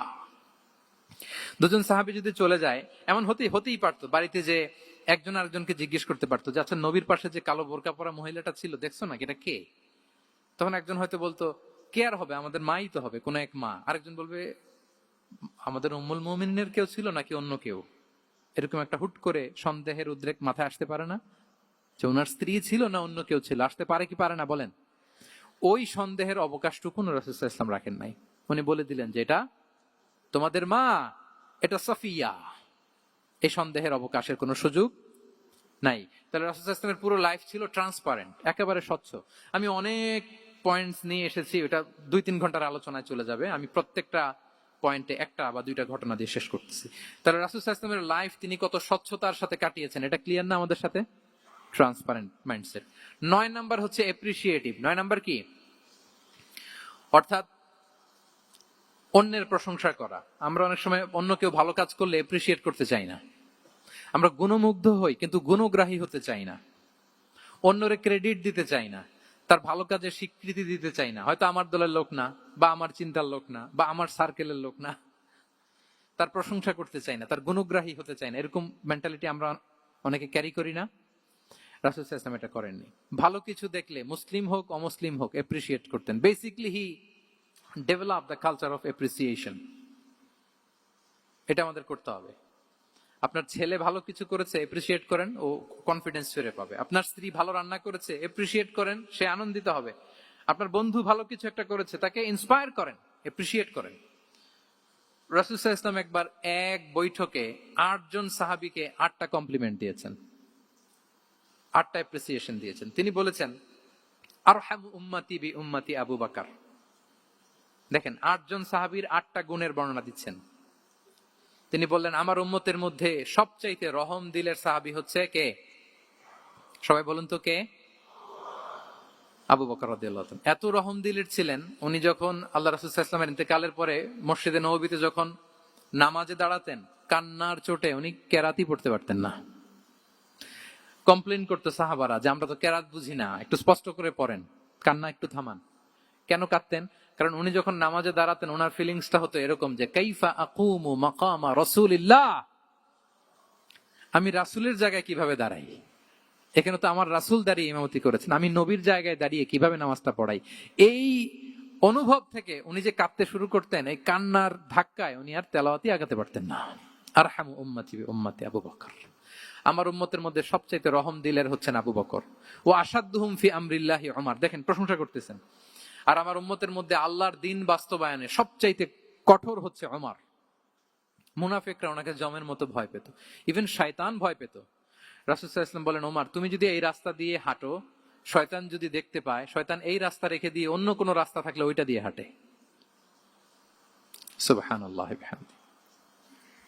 আমাদের অনেক সময় এমন হয় না যে আমাদের বাচ্চারা ছেলেমেয়েরা খেতে চায় না, আমাদের নাতি নাতনিরা খেতে চায় না, মায়েরা খাবার নিয়ে পেছনে পেছনে ঘুরে, আর তখন ভয় দেখায় এই রাত্রিবেলা তাড়াতাড়ি খাও, ওই যে বাঘ আসবে বাঘ, বিড়াল আসবে বিড়াল, তাড়াতাড়ি না খেলে কিন্তু ভূত আসবে ভূত। এরকম বলেন আপনারা? বলেন না? এই দায়িত্ব তো আপনাদের কাঁধে থাকে না? তো ওই যে আমাদের বোনরা বলতে পারবে, বোনরা খাবার নিয়ে ঠিকই রাত্রিবেলায় বাচ্চাদের পেছনে পেছনে এরকম দৌড়াতে হয়। তো কি বলতে হয় যে এই ভূত আসলো ভূত, ওই যে বিড়াল আসলো বিড়াল, কুকুর আসলো, এগুলো বললে বাচ্চারা আবার ভয় পায়, তাড়াতাড়ি করে খায়। তো মদিনাতেও মদিনার বাচ্চারা খেতে চাইতো না। তো খেতে না চাইলে মায়েরা ভূত আসতেছে ভাল্লুক আসতেছে এগুলো না বলে বলতো হা হুয়া ইয়াতি উমর, ইয়াতি উমর, তাড়াতাড়ি খাও তাড়াতাড়ি খাও, ওই যে ওমর আসতেছে ওমর। সুবহানাল্লাহি ওয়া বিহামদিহি। ওয়া আশাদ্দুহুম ফি আমরিল্লাহি উমর। আল্লাহর দ্বীন বাস্তবায়নে সবচেয়ে কঠোর ছিলেন ওমর রাদিয়াল্লাহু তাআলা আনহু। ওয়া আসদাকুহুম হায়াআন উসমান, সবচেয়ে লাজুক সাহাবী ছিলেন উসমান রাদিয়াল্লাহু তাআলা। শুধু অর্থ বলে যাই। ওয়া আকরাউহুম লিকিতাবিল্লাহি উবাই ইবনে কাব, সবচেয়ে কোরআনের ভালো কিরাত পড়তে পারতেন উবাই ইবনে কাব। আফরাদুহুম যায়েদ ইবনে সাবিত, উত্তরাধিকার বন্টনের নীতিমালা ফারায়েজের জ্ঞান ছিল যায়েদ ইবনে সাবিত রাদিয়াল্লাহু তাআলা। ওয়া আ'লামুহুম বিল হালালি ওয়াল হারামি মুআদ ইবনে জাবাল, এই উম্মতের হালাল হারামের স্পেশালিস্ট সাহাবী হচ্ছেন মুআদ ইবনে জাবাল। আলা ওয়া ইন্না লিকুল্লি উম্মাতিন আমিনান ওয়া আমিনা হাযিহিল উম্মাহ আবু উবাইদা ইবনুল জাররাহ, সব উম্মতের একজন বিশ্বস্ত লোক থাকে, এই উম্মতের সবচাইতে বিশ্বস্ত লোক হচ্ছে আবু উবাইদা ইবনুল জাররাহ। দেখেন, 8 জন সাহাবীর 8টা গুণের কথা বললেন। আচ্ছা, রাসূল সাল্লাল্লাহু আলাইহি ওয়াসাল্লাম যখন সাহাবীদের প্রশংসা করেছেন, ওই সাহাবীদের কেমন লেগেছে বলেন তো? ফিলিংসটা ভালো লেগেছে না? হৃদয়ে জুড়িয়েছে, ইন্সপায়ার্ড হয়েছেন, মোটিভেটেড হয়েছেন, আরো ভালোর প্রতিযোগিতা কি করে করা যায়, আরো অগ্রগামী হয়েছেন, ঠিক কিনা বলেন? তাহলে ভালো দেখলে প্রশংসা করবেন তো নাকি? এপ্রিশিয়েট করবেন? সাহাবীদের মধ্যে সবচাইতে সুরেলা গলার কণ্ঠের অধিকারী ছিলেন আবু মুসা আল-আশআরী রাদিয়াল্লাহু তাআলা আনহু। তো রাসূল সাল্লাল্লাহু আলাইহি ওয়াসাল্লাম একবার রাত্রিবেলা তার বাসার পাশ দিয়ে যাচ্ছিলেন, দীর্ঘ সময় ওনার কণ্ঠের তেলাওয়াত শুনলেন। পরের দিন সকালে বললেন যে, আবু মুসা, তুমি তো চমৎকার গলায় তেলাওয়াত করো। আবু মুসা বলে, ইয়া রাসূলুল্লাহ, আমি তো কোনোদিন আপনার সামনে দাঁড়িয়ে তেলাওয়াত করি না, আপনি কি করে জানলেন? রাসূল সাল্লাল্লাহু আলাইহি ওয়াসাল্লাম বললেন, গত রাতে তুমি যখন তেলাওয়াত করছিলে, আমি তোমার ঘরের পাশ দিয়ে যাচ্ছিলাম, আমি মনোযোগ দিয়ে শুনেছি। আবু মুসা বলে, ইয়া রাসূলুল্লাহ, আপনি আমার তেলাওয়াত শুনতেছেন, ওইটা জানলে তো আমি ফজর পর্যন্ত তেলাওয়াত চালিয়ে যেতাম, হাত্তাল ফাজর আমি তেলাওয়াত চালিয়ে যেতাম ইয়া রাসূলুল্লাহ। আল্লাহ রাসূল সাল্লাল্লাহু আলাইহি ওয়াসাল্লাম তখন বললেন, লাকাদ উতিতা মিজমারান মিন মাজামিরি আলি দাউদ, হে আবু মুসা, দাউদ আলাইহিস সালামের গলায় আল্লাহ তাআলা যেমনি সুরের ঝংকার দিয়েছেন, এই উম্মতের মধ্যে তোমার গলায় আল্লাহ সেই সুরের লহরী ঢেলে দিয়েছে। বলেন, এই এপ্রিসিয়েশন যখন রাসূলের মুখ থেকে পাইলো কেমন লাগবে ওনার? বলেন। এখানে ধরেন আপনি কেউ হাফেজে কোরআন, শেখ সুদাইস যদি বলে যে মাশাআল্লাহ মাশাআল্লাহ আনতা কারিউল কুররা, আপনাকে যদি এটা বলে কেমন লাগবে আপনার? হ্যাঁ, সারা দুনিয়া তো এটা বলে বেড়াবেন যে শেখ সুদাইস আমার রেসিটেশনের প্রশংসা করেছে, খাবার ইমাম আমার প্রশংসা এপ্রিসিয়েট করেছে।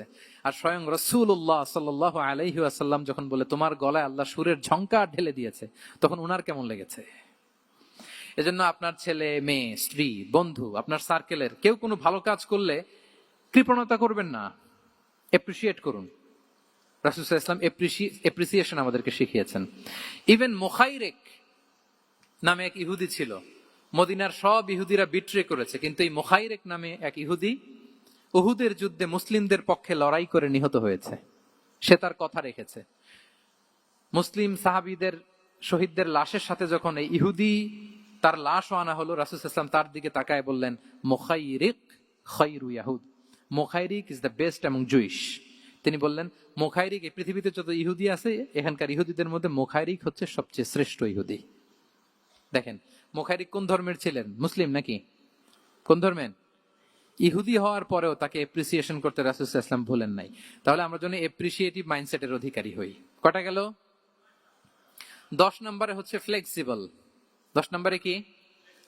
ফ্লেক্সিবল, মানে কোন বিষয়ে খুব অনড় হয়ে থাকা, এটা রাসূল সাল্লাল্লাহু আলাইহি ওয়াসাল্লাম ছিলেন না, ফ্লেক্সিবল ছিলেন। আমরা অনেক সময় বলি না যে ভাই আপনি কি 9টায় আসতে পারবেন না 10টায়? বলে আম ফ্লেক্সিবল উইথ দিস, মানে যেটা বলবেন আমার সমস্যা, এরকম ইজি গোয়িং ছিলেন উনি, গো ধরে থাকতেন না, যে কোনো পরিস্থিতিকে সামলে নিতেন। ফ্লেক্সিবল হচ্ছে যে কোনো পরিবেশ পরিস্থিতির সাথে নিজেকে মানিয়ে নেওয়া, খাপ খাওয়া, নিজেকে সামলে নেওয়া, সলিউশন বের করে ফেলা, এটা রাসূল সাল্লাল্লাহু আলাইহি ওয়াসাল্লামের ছিল, এটাকে বলে ফ্লেক্সিবল মাইন্ডসেট। নাজরানের 60 জন খ্রিস্টান পাদ্রী এসেছিল মদিনায় দেখা করতে। কোন ধর্মের?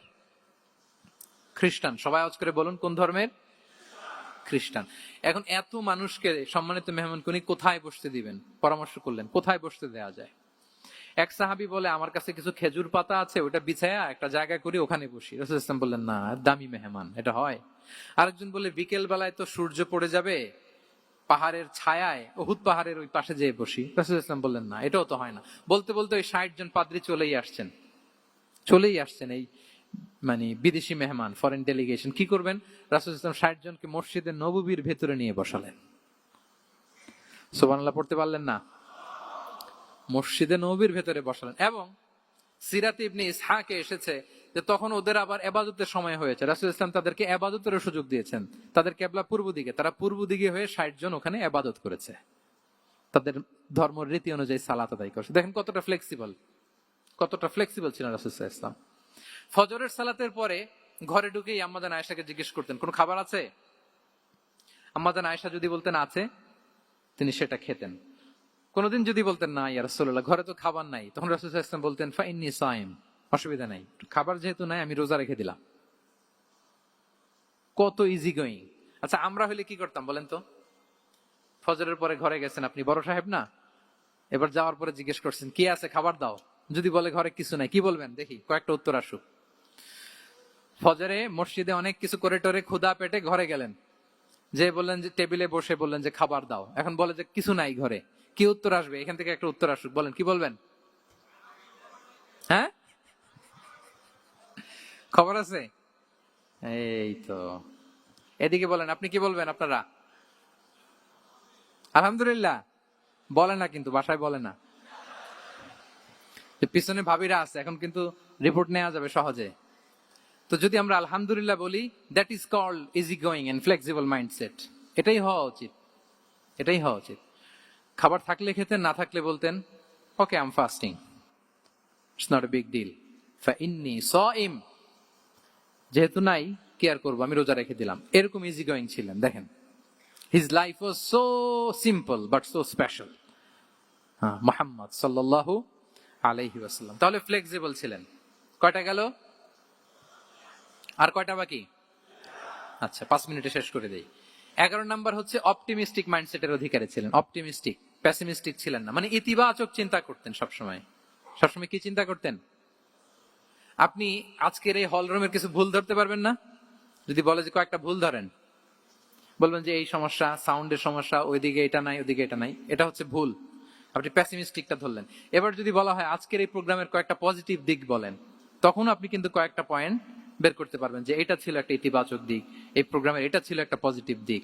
তো রাসূল সাল্লাল্লাহু আলাইহি ওয়াসাল্লাম ওই পজিটিভ দিকগুলোতে ফোকাস করতেন। হ্যাঁ, come back positive, not go back negative.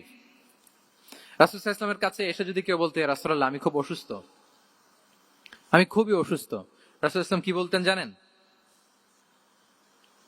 জি, রাসূল সাল্লাল্লাহু আলাইহি ওয়াসাল্লাম বলতেন লা বাসা আলাইকা তুহুরুন ইনশাআল্লাহ।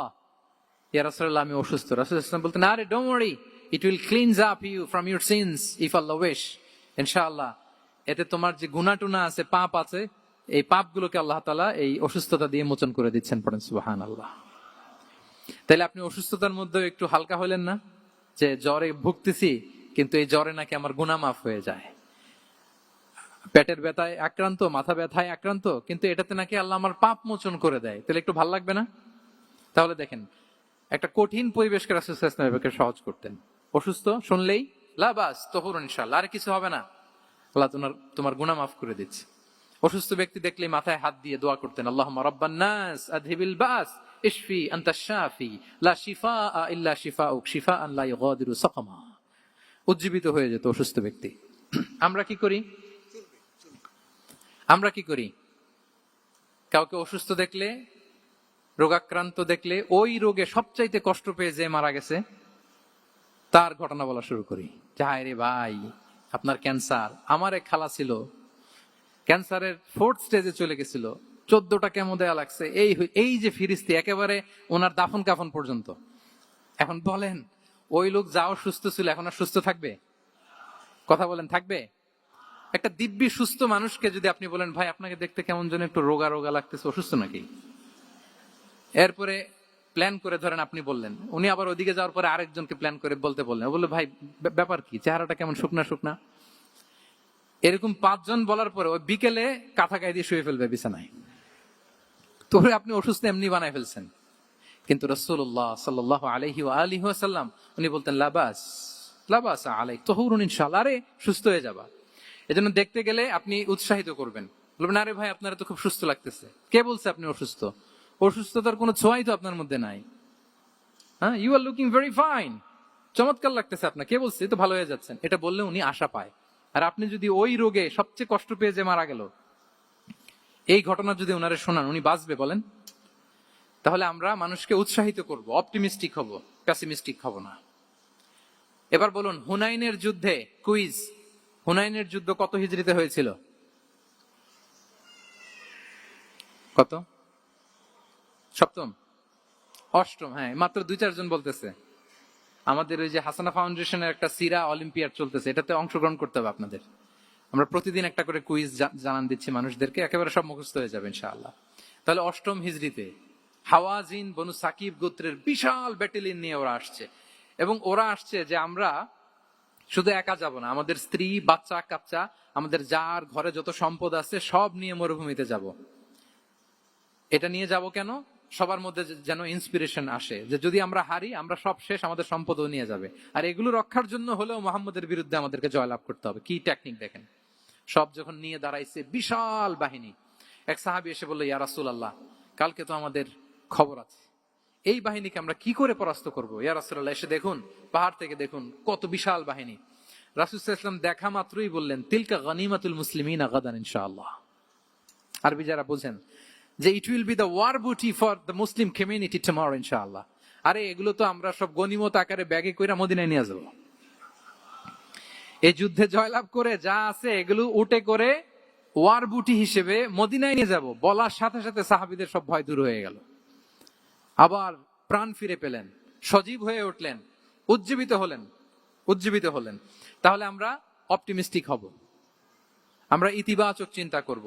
এবং ইসলাম আল্লাহ তাআলার ব্যাপারেও আমাদেরকে ইতিবাচক ধারণা রাখতে উৎসাহিত করে।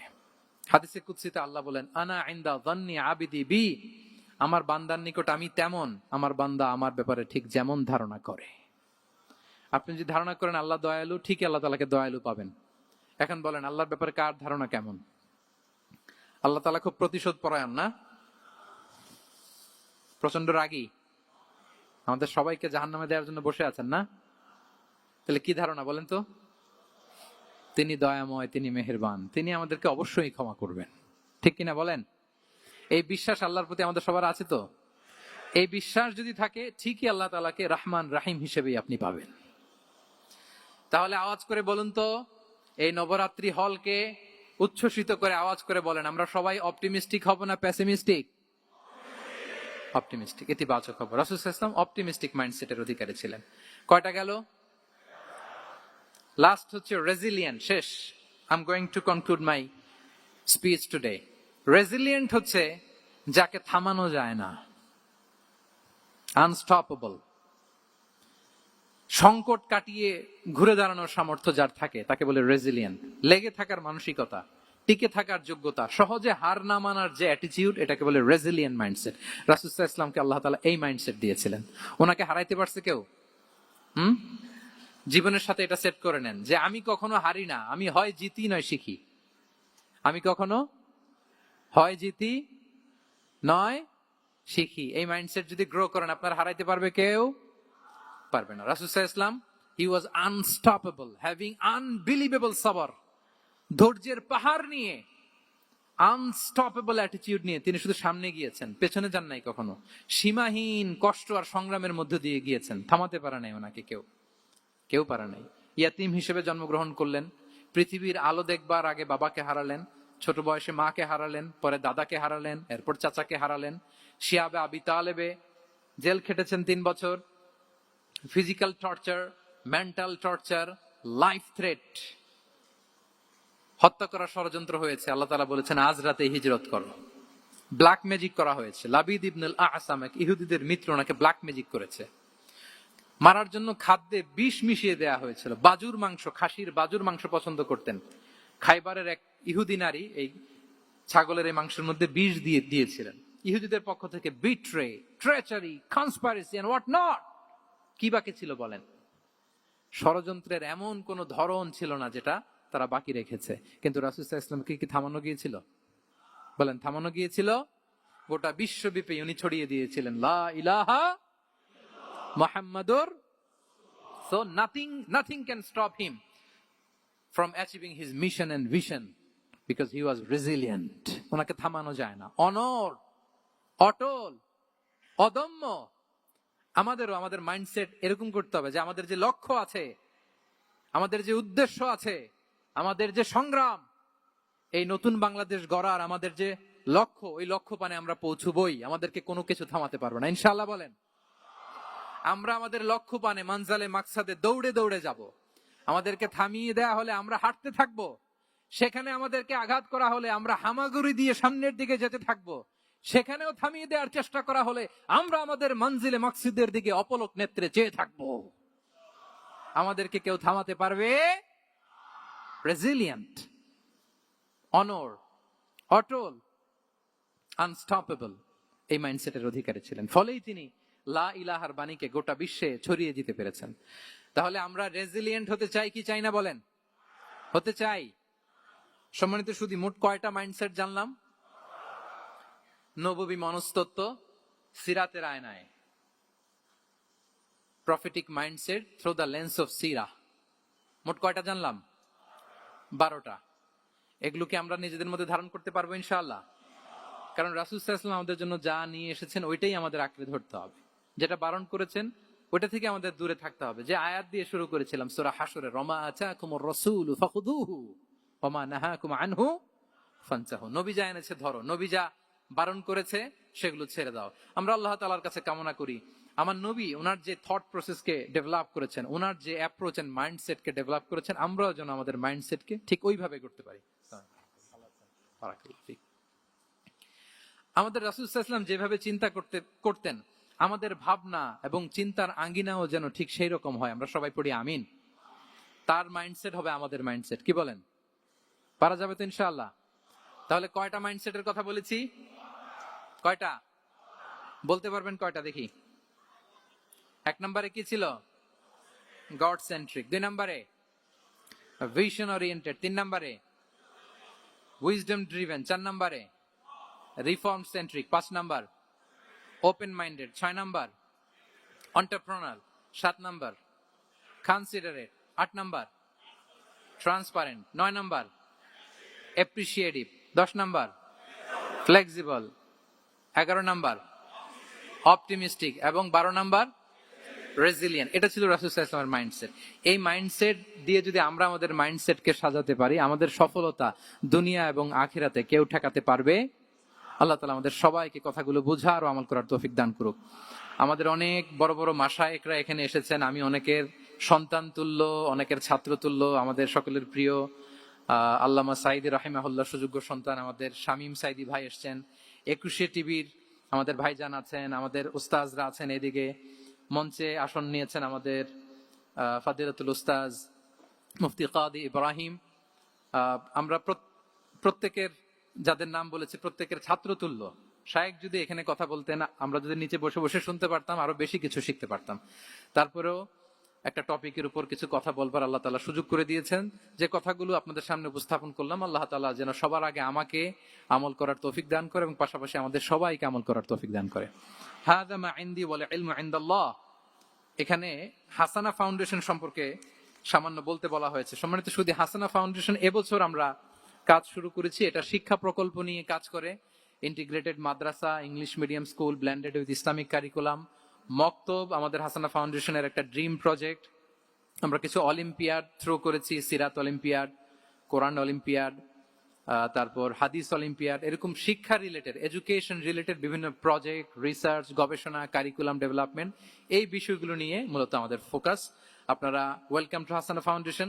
হাসানা ফাউন্ডেশনের জন্য আপনারা দোয়া করবেন, আপনারা সাপোর্ট করবেন, কন্ট্রিবিউট করবেন। এই আহ্বান আজকের এই নবরাত্রি হলে ইসলামিক কনফারেন্স 2025 রেখে আমার আলোচনা এখানেই শেষ করছি। হাযা মা ইনদি ওয়াল ইলমু ইনদাল্লাহি আলাইহি তাওয়াক্কালতু ওয়া ইলাইহি উনীব। আসসালামু আলাইকুম ওয়া রাহমাতুল্লাহি তাআলা ওয়া বারাকাতুহু।